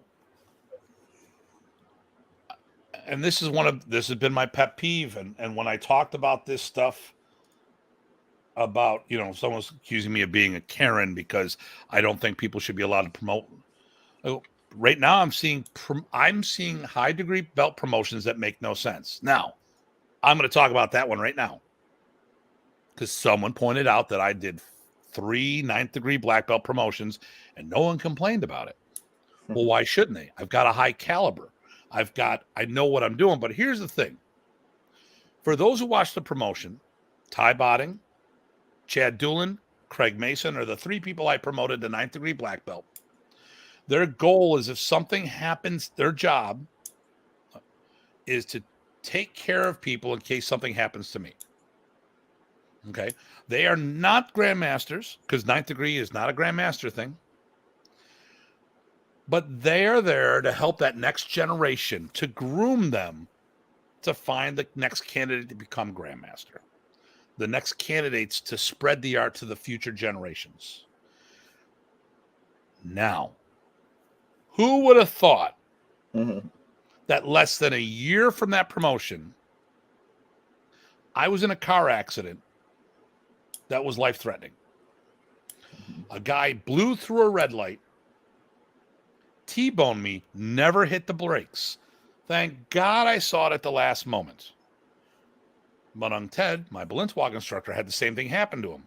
And it rolled his car, broke his knee, and other things. Fortunately, I was able to turn into it a little, you know, to go with it. It still hit my door. I've been seeing doctors. Now my arm's messed up at the moment. I had 100 cc's of fluid just drained recently from my left leg. Ty will tell you how bad I was limping up at New Hampshire. Hell, he can tell you how bad I was walking around at our camp the day before. He came in on Tuesday. They sucked the fluid out of my knee on Thursday. Huge difference. Yep. But I still got a long ways to go. I put these 3 in place in case I can't do my job. And they have that job until they choose not to do it, which was one of the options. You don't have to, you know, but then they have to find their replacement to do that job. I didn't just do some, hey, I'm going to promote you to 9th degree. There was a reason. Ty has martial art grandchildren. Don't you have great-grandchildren? I have great-grandchildren that are colored belts. So, yes, active students that are great-grandchildren, but not any black belts that are great-grandchildren. Okay, so he's got black belts. No. That's actually wrong. I do. I forgot about that. So he's got a black belt student that produced their black belt student, and their black belt student produced another. Yep. See, the family gets so big you can't remember all your great. Wow. Okay. But he's not a grandmaster. Nope. And you've produced more black belts than most of the Modern Arnis people did while Remy was alive. And which is funny because I only had 3, but several of them had multiple degrees. But yeah. So when we talk about this, it's not. I get very passionate about this because I take this very seriously. This is what I do for a living. And when I see people do some. Well, actually, I'm going to interrupt you because I'm rude. Okay. Rude to interrupt you. So you always say do what you're for a living, but I think people miss the point is that the reason you do it for your living is because it's your passion. I was able to take this. I had a talk with one of my students' parents today. Mm-hmm. So I might be taking one of my black belts, Ryan. I offered, okay, so the Barbados trip got moved a week forward because of the hotel. Mm-hmm. I was going to miss going to Maya All Systems Go in Orlando, which is a martial art training event for business owners. Janice can't go with me because it just doesn't make sense for us to go to Barbados and have the school closed for multiple weeks. So I reached out to Ryan. Mm-hmm. And one of my black belts, he's a third degree in my school. He's 20 years old, been with me since he was barely 4 years old. Mm-hmm. Is thinking about going with us. And I was talking to mom. I go, listen, now there's a lot of money in this industry, and I could make more money if I stayed home, but I have a commitment to Remy's art. Mm-hmm. After COVID, and listen, if this to me is not about money. If it was about money, I would stay home and make a hell of a lot more money than I do on the road. Because what I can make in a weekend signing up new students pales. I mean, what I make in a weekend teaching seminars pales what I could do to what I could make in a weekend teaching in Buffalo. Okay. And yep, Ryan's kata in the tournament was legit. A modern Arnis, Filipino martial art form. He tied for first place and then got second in the runoff. So very proud of him. Yeah. Oh yeah. Definitely. So as I talked to mom about this, I go, I need people in the school that could run the school and give these people the same opportunities. And I don't like, if Ryan wants to own a school someday, I want to help him do that. I have no interest in opening up a second, third, or fourth location unless my students want that for me. That's why I have never had a student break off from me and open up a competing school with me. People have left, and then a year or two later, they open up a Sambo club or a jiu-jitsu club or whatever, but they have not split off and started up an FMA school. Okay. Just it hasn't happened. Okay. So I want to offer that same opportunity for my students. And I said, if it was all about the money, I wouldn't be worried about spreading the art, but I feel I made a commitment to Remy that I wanted this art to go, and I didn't want it to die with me. And I truly believe if we look at the modern Arnis community, at least in North America, if our group, our organization was to quit training tomorrow, that modern Arnis would be done in 20 years, if not sooner. Because for all intents and purposes, when Remy died, we almost had that happen. Almost. Yep. Okay. I can't count. I mean, you can't count on your hands how many orphans there were because of choice. They really didn't see what they liked, so they went off and did things. And contrary to popular belief, and I think this is actually the show I want to do next week about the Modern Arnis apocalypse. It's not going to be about personality. What affected us? We kind of talked about it last week with being Gen Xers and the things that happened back in the day. I'd actually like to expand upon that. Because of course, we could sit there and say, well, people are being jerks and don't want to work with this and all this political nonsense. But that's happened with all these arts. But why did certain arts survive and other ones didn't? Right. Well, and other factors. The other part that people keep forgetting is that, regardless of all the people that are not happy with each other, getting along or don't getting along, the new students don't care. They don't need to know or want to know any of that. In fact, it actually turns them off. Yeah. And that's not good. Yeah. So, you said it is my profession is my passion. Do I get a little burnout at times? Of course I do. Of course I do. You just like, okay, I'm in a slump. Okay, I don't want to say I get burnout. I get in a little slump every now and then. Sure. Then I work through it and go back to what I'm doing. But you know what I do when I'm not doing martial arts? I'm doing martial arts. I was gonna say. Yep. I'm attending seminars. I went to a freaking tournament. Do you think I needed to compete in a tournament 2 weeks ago? I did it because I wanted to have a good time. Okay. And everyone feels butt out once in a while. Yep. Yep. Okay. So do we want to go back to the Yeah. So we talked about promotions after Remy died, and I actually don't know that we have much more to say on the interim one. So maybe we jump to the Grandmaster piece that Tara was asking about. Okay. If there are grandmasters in Modern Arnis and different standards from GM Remy was doing, okay. From what GM Remy was doing, comma, is that legit?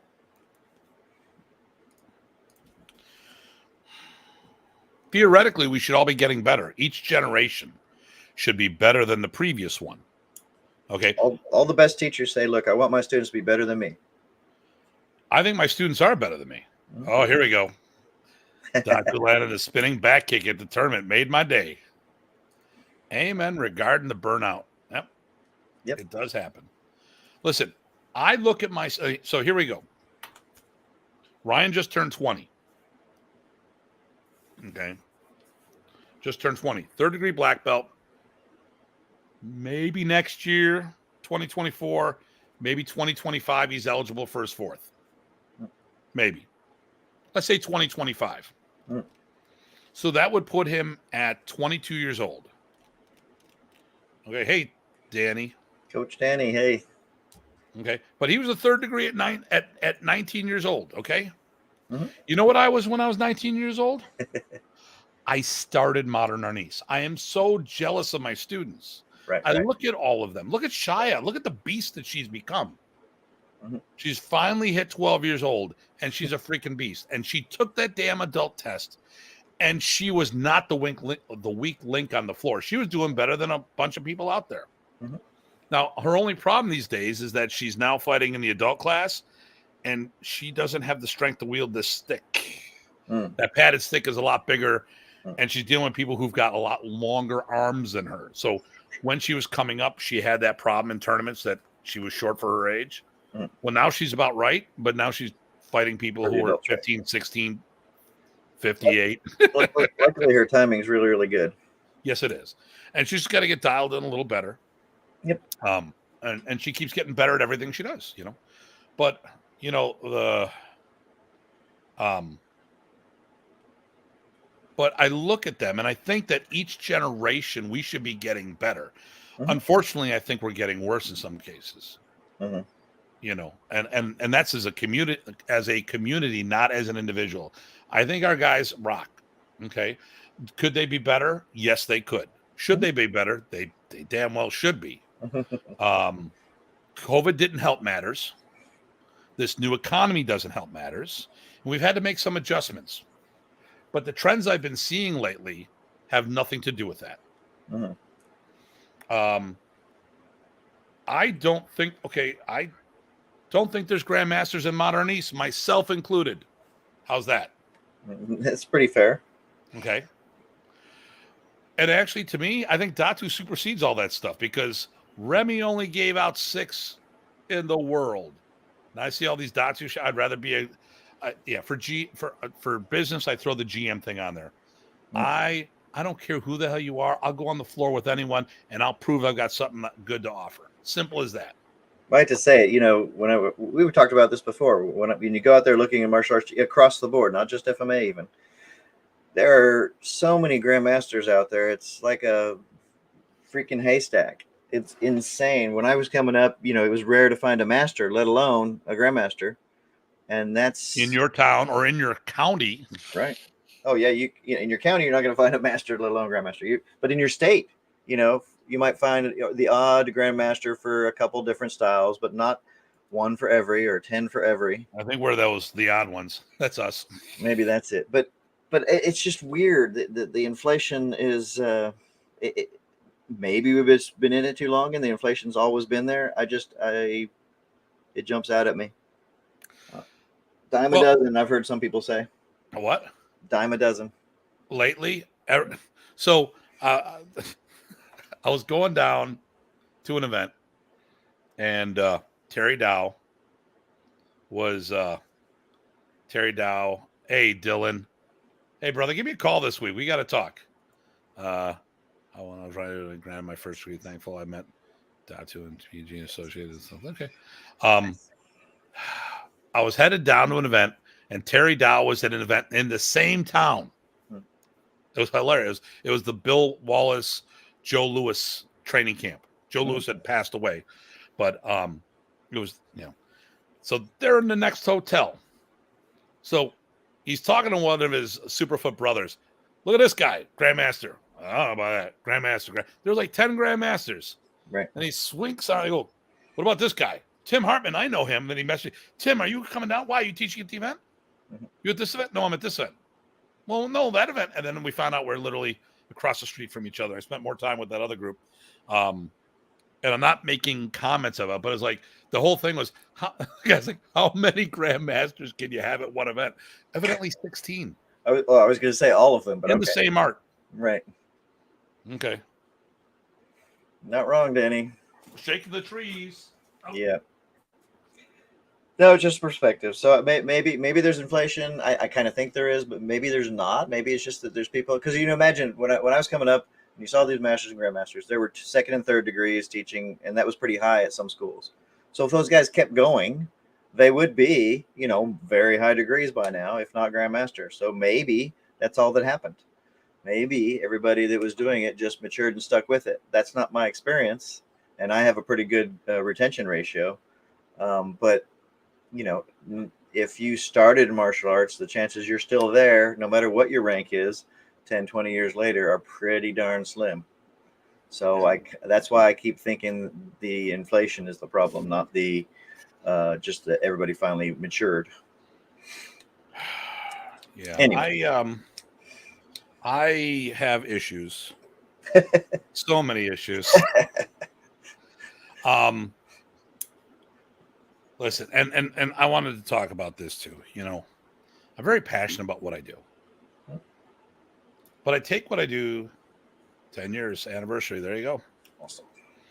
I take what I do very seriously, and I worry about the future of this art. Remy set an example when he was alive. Boy, did he. Okay. He set a quality example. Okay. And I don't see that right now. And lately, I've been seeing all these promotions, and it seems that they may have been in Modern Arnis, and it seems that may have been coming with Grandmaster titles, the way they're talking about each other. Or maybe that part I got wrong. But I've seen a bunch of 8th degree promotions as of late. Now, we just talked about the 3 9th degree promotions I did to be there in case something happened to me. And lo and behold, something happened to me, and I almost had to have you guys take over. And if you listen to this, I want to talk to you about this, guys. I didn't know if Ty will tell you, I didn't know if I was going to be able to teach at my own damn camp. Mm-hmm. And I talked about canceling the trip to Brazil based on my physical conditioning, not knowing if I would be able to perform. This is legit. I had these guys in place to take over for me in case something happened, and I almost had to pull that trigger. To guide the next generation, not to inherit. Right. I want to make that clear. So people or just to take over that camp. Or yeah, sure. Stand you guys need to take over my teaching. Okay, can you do the camp for me? All right, And then unfortunately, my knee. I would have I would have made sure Brazil would have happened no matter what. But in the back of my head, I didn't want to go, and even after the knee got better, I didn't want to go. And then Craig and I got down there. We felt, we were energized. Mm-hmm. And man, was I moving in comparison to what it's been since the first of the year. Good. Or February. It was February when we got in a car accident, early February. But we would have stepped up. Actually, this last weekend, I almost did about 2/3 of a camp's worth of material this last weekend. There you go. They got their money's worth, and I had a blast. So anyway, happy to do it anytime you want. But this promotion was there for that reason. Right. Okay. In other words, not about us. It was about the art and the system and the organization. Here's the thing. And call me wrong on this, Ty. I worry about my people. I can't call you wrong on that. It's obvious, which is Okay. I teach my people. Okay, they pay for my teaching. Okay. I go out of the way. I will have people at my house to help them out. Mm-hmm. I've let people stay at my school to help them out. Mm-hmm. I've given them Well, I've created templates for people to teach seminars with on all different topics. Mm-hmm. Those modules are great for that. I've helped work on seminar flyer templates. Mm-hmm. We talk about business all the time on how to get the word out, because we need as many people in the art as possible to make sure it can survive the future. Okay. I look at a whole bunch of arts and they are fated for failure. Look at Pikiti Tertia. They're all broken up, but they're united underneath the name Pikiti Tertia, and almost to the point where Leo Gahe may no longer be relevant by his own doing.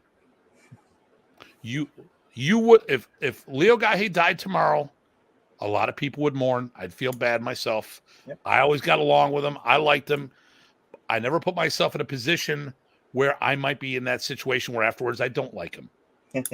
Okay. But the art will survive without him. Yep. Which is a great place to be. So kudos to him and everybody involved. And we needed that. We need that same thing in Remy's art, and we don't have it. Yep. 23 years later, 2 years later, or in 2023, right? Yeah, Yep. 22 years later. I can never remember already. And it's still on freaking life support. It's teetering, at least here in the States. And listen, it's about scale. How many students do you have? How many students did they have? You need soldiers to win the war of attrition. We don't need a handful of generals. Yep, there we go. More than just GT. Yep. More than GT. And unfortunately, we don't have that same system, that same situation with us and other arts. How many arts are going to die when their top guy dies? Right. Well, what's this one?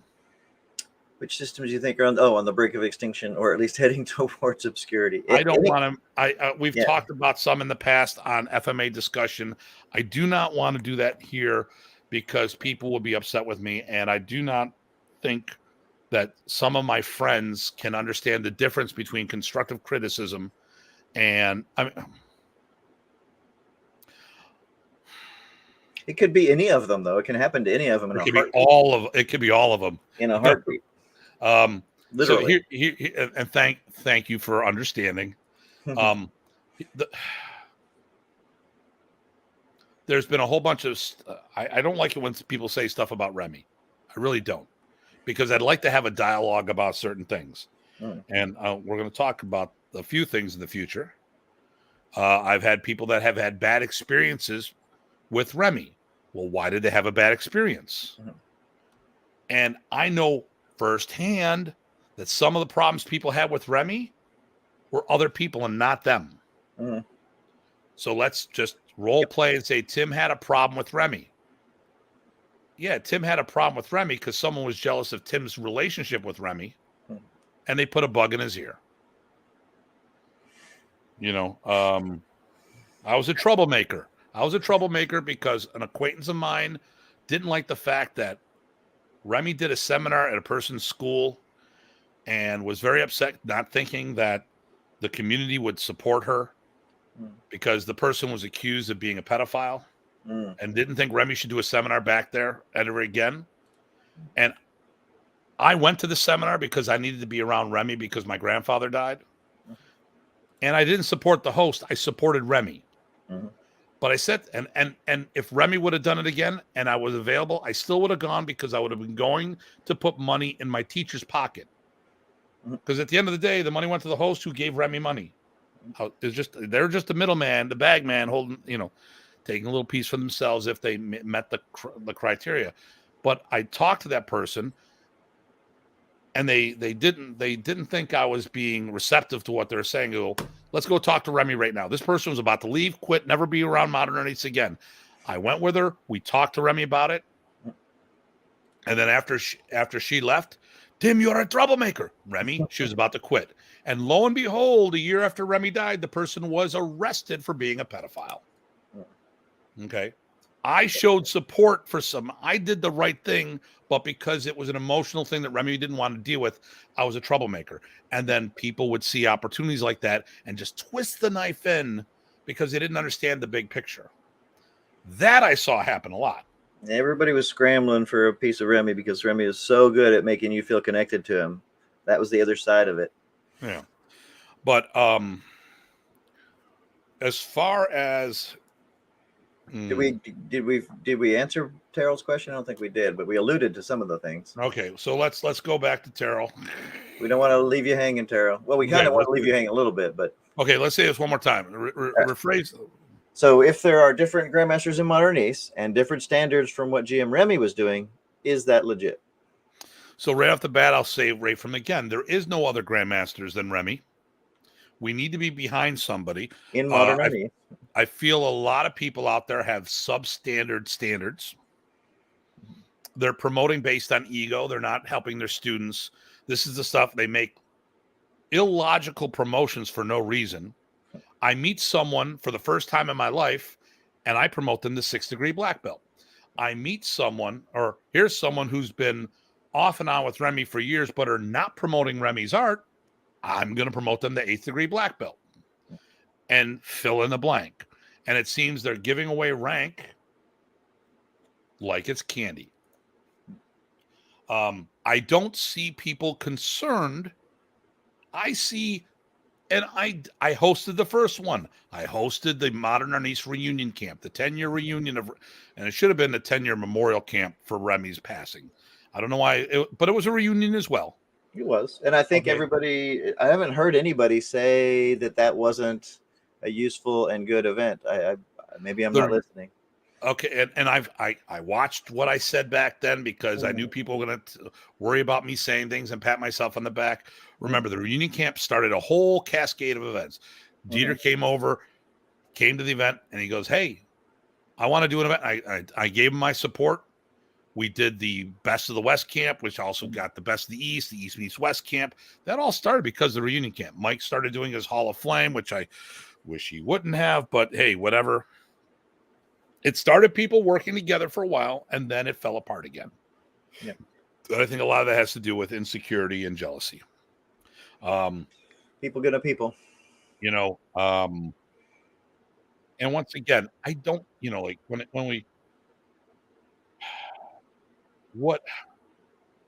I'm a troublemaker. Okay. I say something and they don't like it, they cry foul.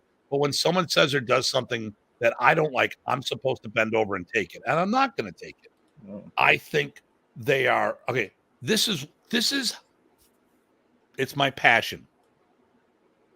It's my profession. It's how I provide for my family. In addition, it's something I love to do. And when I see people doing stuff out there that cheapens it, it makes it really hard for me. And like, I've worked so hard. I've been out in the trenches. Who's gone to more non-Modern Arnis events than me? In Modern Arnis? Okay, yeah. As far as Modern Arnis practitioners, who was the ambassador? Besides Remy. Okay. And I've gotten kudos from many people being the FMA ambassador, period, giving people from other arts opportunities. Jack Latour talks about it a lot. Dean Franco.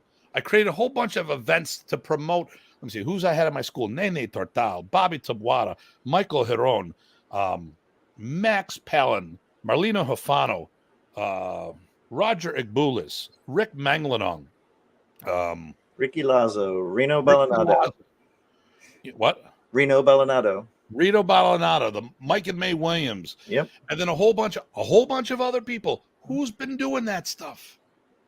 Okay. This is because we are stronger together. A rising tide rises all ships. But people are too insecure about, oh, Tim did something.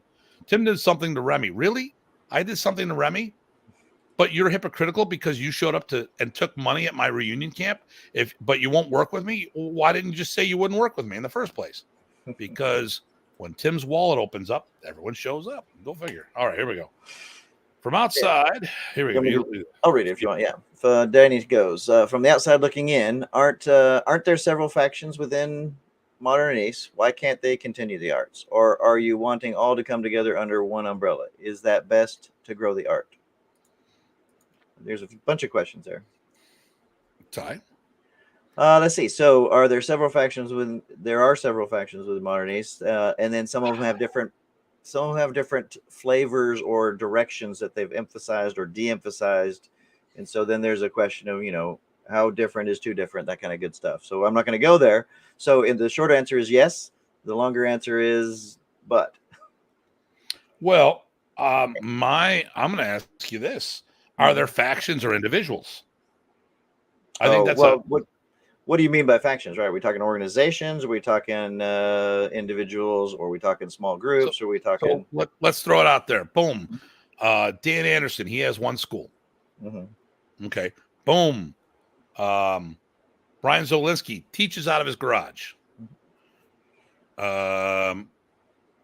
Chuck Goss and Kenny Smith. Kenny has a school. Chuck no longer has a school, to my knowledge.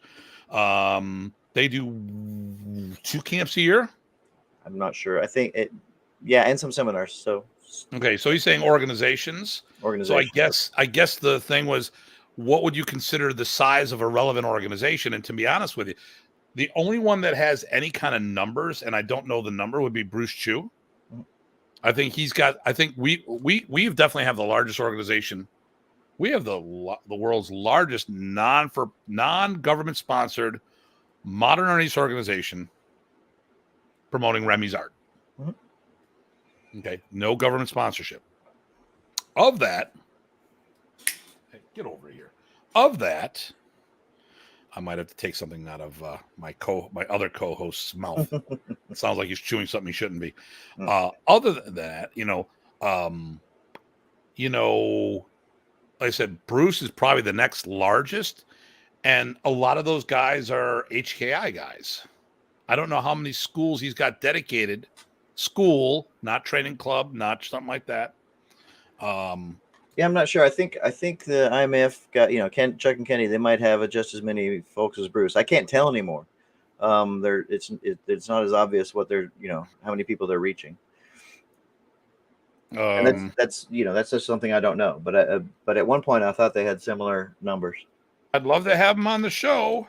When I say this, we've asked Brian to be on the show, but he's no longer with them. Right. And he specifically says he's not going to do the organization thing. Yeah, so I've got the Texas camp listed in February of 2024. That's the only camp that they've got listed on their website. Hey, buddy, how you doing? I'm going to give the dojo directory. I'm going to have to grab him because he's... Okay, so here, I'm going to share this, and you can look at this while I grab... as I get my loving dog... Hopefully he's not showing a knife, at least. Yeah. Well, yeah, he does do that once in a while, does he not? Okay, Windows, this, boom. Okay. So those are the events, or no, that's dojos. Okay. Oh, there's 4 listed. Okay, so Magnolia, not sure who that is. You got Homer's Glen, that's Grandmaster Kenny. Hamburg, Germany, Grandmaster Gabi. And Chuck. Okay. And then Magnolia Martial Arts in Wisconsin. I'm not sure who that is. I can't see from the picture. So they've got 4 schools listed. That's well. Let me go here. Hold on. Because actually, I mean, I know Earl is still doing stuff, right? Chuck closed the school. This school he's got listed is no longer valid. Right. So they may be just behind because I know Earl is still doing stuff, and I know Dr. Hume was the last I heard. Well, and Hume had 30, 40 students just himself. They're not behind because they have the seminars listed. These are people who are actually chartered schools. Right. So they've taken other schools off the website. Okay. Yeah, I wonder why. Yeah, I used to be able to know what's going on with them, and not so much now. So Gabrielle's got a club in Germany. Right. Kenny's got a club school and a school. Chuck doesn't have a school. Earl teaches, but I don't know why his school's not listed on there because this website's been around for quite some time. Right. So when Insane. I look at things like this, It sends an odd message for sure. right.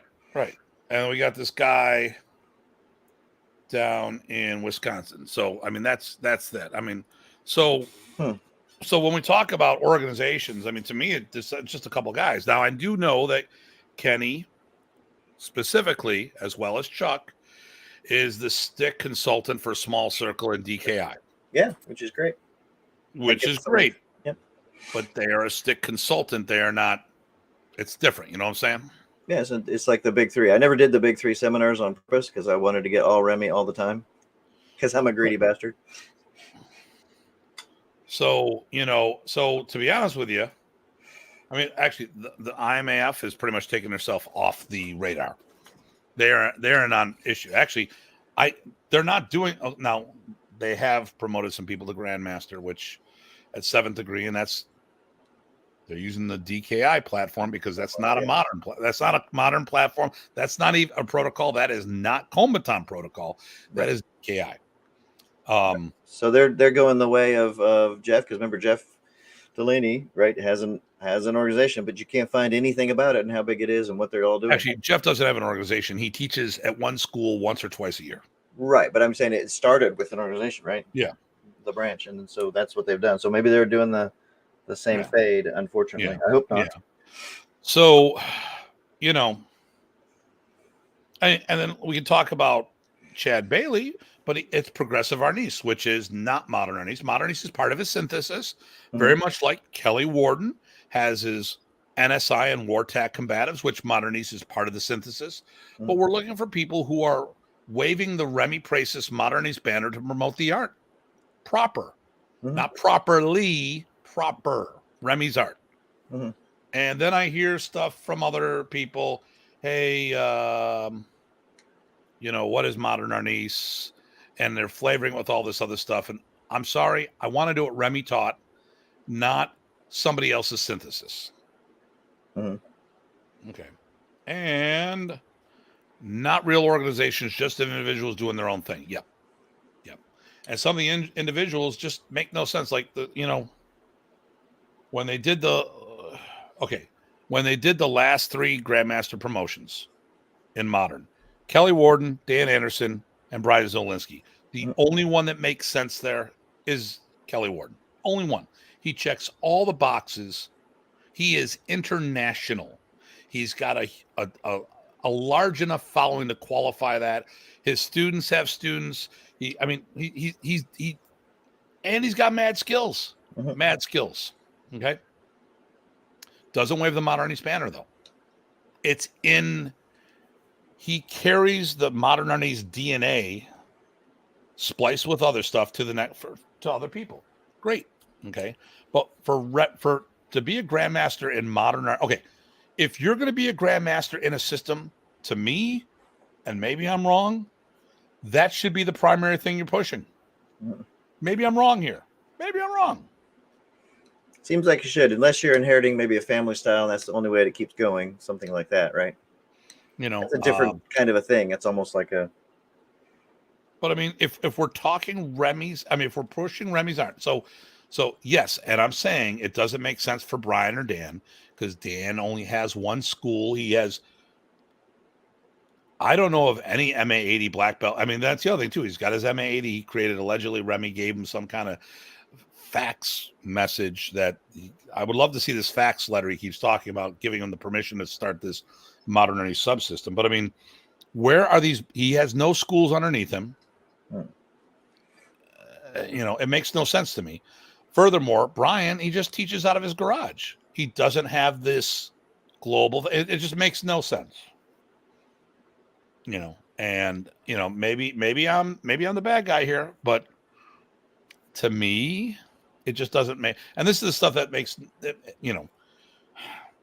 Well, like Brian took himself off because he said specifically he wasn't doing the organization thing. So that's. So if he's not an organization, then why does he even need to be a Grandmaster? Does everyone get Grandmaster by default?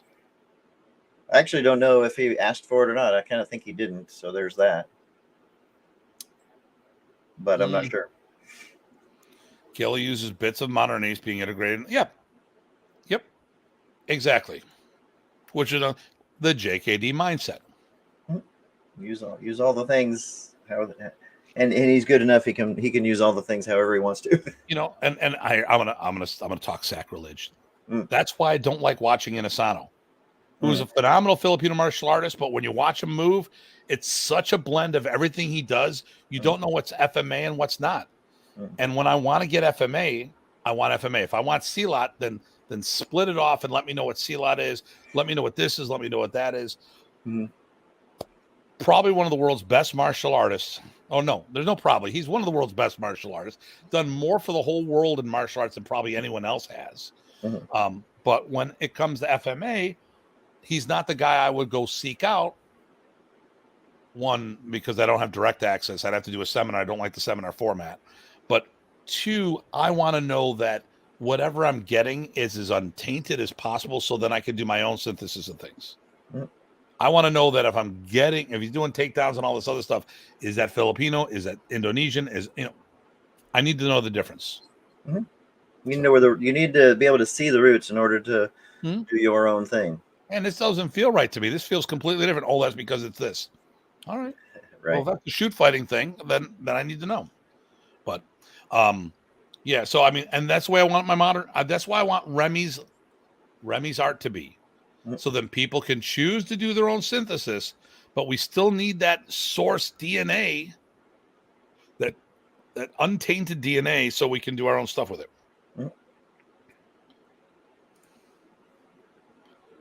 Yep.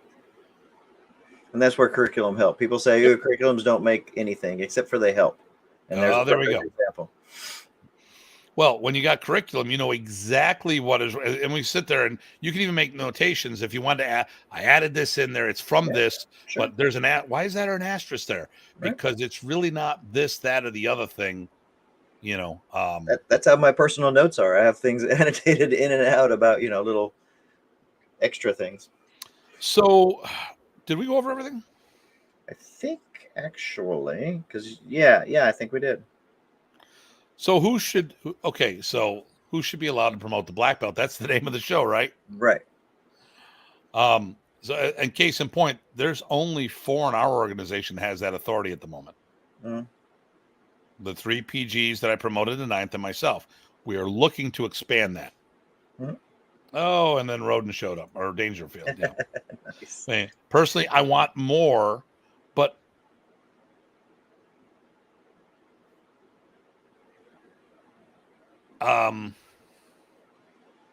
I take responsibility. It comes from the top down. And there are still some hiccups and people are not on the same page as me, which comes to me. I need to put out more support material. I need to do more things. And we've had some people that just came up shy on a few things here and there. And I have to take responsibility as the leader. I got to make sure that there's no excuses. There's no way that people cannot be hitting our goals unless they're just not doing the work. And in some cases, I could be doing a better job. I actually don't know what the other people do for who is allowed to remote. I think, and hopefully someone can correct me if I'm wrong, I think when I saw it at, say, Bruce's camps, the board would make recommendations and then Bruce would decide, kind of like along the lines of Remy. So if you're going to be the head of that, then that makes perfect sense. And that seems pretty cool. I don't know for sure, but that's what I think I remember. As far as the others, I don't even have a clue. Yeah. Do we know anything about theirs? I think the Mots do pretty much the same thing. It all comes from the Mots. Okay. And then we know Professor Bates is promoting, right? But I don't know how that goes. It might be the whole board. I'm not sure. There is no board. It's all Michael. Right. So at least as far as I know. So I don't know. I think in the, if you're in a corner, a rock in a hard place, maybe you're, I don't know, legitimate third degree, and you're locked up and you don't have any way to do anything else again. You could make a case for that making a good fit in the right circumstances, but you have other resources, right? It's not like the old days where you can't find the resources. You have the whole internet to find, say, WMA or whoever else that you want to you prefer. It doesn't really matter as long as it's good Modern Arnis for your goals. Okay, worldmodernarnis.com. There you go. You need help. You need help. Come talk to us. Okay. Curricula. You don't have to be a member. Right. We've helped plenty of people who have nothing to do with our organization. Just like this show. We've had a whole bunch of people on this show that are not related to our organization. Absolutely, right. That are in Modern Arnis. Mm-hmm. It's a... What are some of the good names? Like they got Ed in Texas. You've got Ed Kwan, Frank. Mukesh. Right, Mukesh. Frank Shakowski.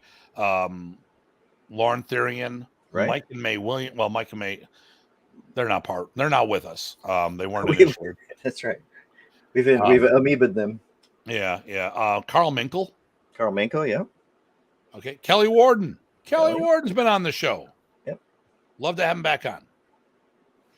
Yep. It was good to meet him, even if it was virtually. Oh, there we go. And some Taekwondo stalkers in chat. Yep. There you go. So,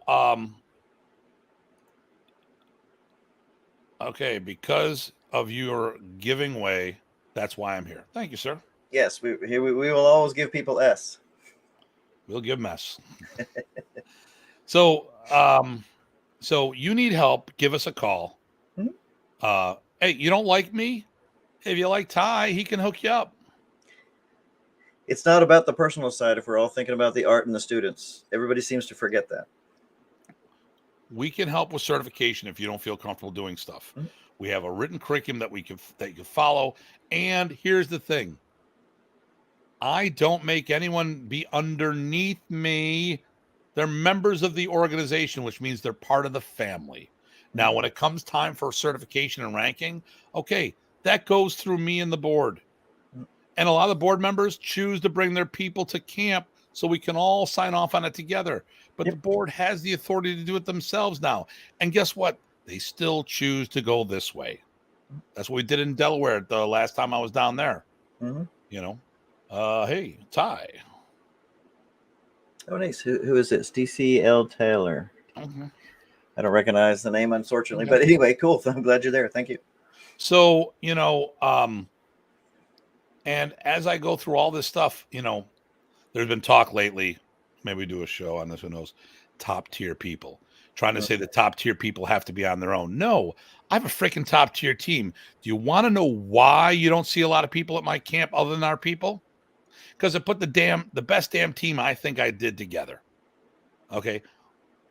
And then going back to the 9th degree promotions. If anyone has a question, okay, here I got Chad, first generation student of Remy. Okay. Ty, first generation student of Remy. Craig, okay, he's a first generation student of me, but he met Remy. He had the opportunity. And I tell you what, technique wise, they all know the stuff. If you want to play, go play with Craig if you got a question. Okay. He goes plays with the Dog Brothers and he's got their respect. You know, he's had them whoop his ass and he's whooped theirs as well. And that whole brotherly thing. He's not a DBMA guy because there's Dog Brothers Martial Arts as a system. And then there's the Dog Brothers Gathering as a let's beat the crap out of each other and have a good time afterwards stuff. Or they have weird, I mean, he's Canadian. They got a weird idea of fun. There you go. And I would just throw it out there. All you got to do is, you know, all of us who have been teaching with different folks, and all you got to do is ask anybody we've taught for or through or with, and talk to them separately. You don't have to listen to WMA. You don't have to listen to Tim or me talking about Chad or whoever. Yeah, I think we stand on our own. I had some great feedback this weekend, by the way. So if you want to talk about, you know, ask Jackie and Kevin how happy they were. Yeah, and there you go. Chris is vouching as well. Yeah. In trouble and you can find them, then you need the okay. Yeah, there we go. He's back. He's back. All right. We'll have to figure out. We're gonna convene now and talk about what next week's show is. I just got to follow up with them on some stuff. Yeah, sometimes we prepare for these. We try to, but then we get sidetracked. Well, we always have a game plan. We just don't always execute it completely. That's right. That's right. This is organic, guys. You guys are welcome to be. It's family talk. You guys derail us all the time. That's right. Show God bless. Datu see you in December. Yep. And Terrell and I are going to be teaching together down there. Okay. So, and in 2 week and a half, I've got the camp in Delmarva. Me and Chad. yeah, And Jeff Berger will be there, and Iron Tree Cully. So this weekend is the Northern Ontario Modern Arnis camp. The Delmarva camp is the following week. And then July 15th, we're releasing Pontotoc 2.0 in a hybrid seminar. You might see this guy here with me there. Craig will be there as well. That's about it. So we'll announce maybe tomorrow or the day after what next week's show is going to be. Then we're going to be taking a 2-week break and get back at it. We did miss one question. Oh, what's that? DCL Taylor, do you all spar and or work more up tempo training with control? Yes and yes. Yes and yes. And lots of different ways of both. Okay, yeah. Love to spar. I think that's the most important. And I've got a lot of people that have come to our group because when it comes to the at least stateside, I don't know of any organization other than ours that actually spars. Mm-hmm. Organization, not individuals. Right. Looking spars as in part of the thing. Yeah. Yeah. That's actually a requirement for testing. Yep. Not that we necessarily do it at the test. We do it prior to the test. So great show, you guys. Okay. Both of you have a great week. Thank you. And it is July 15th. And Tuhan Brock. Yeah, Tuhan Brock. Oh, and make sure for those who are coming to the instructors camp in September, that is a Bills home weekend. You need to get your hotel rooms now, or they'll be like $300 a night, or you can't get, or you're gonna be driving a ways. So. All right, listen. As always, please stay safe and stay sane. This is Dr. Tim and PG Tide. Take care, everyone. All right, see you all soon.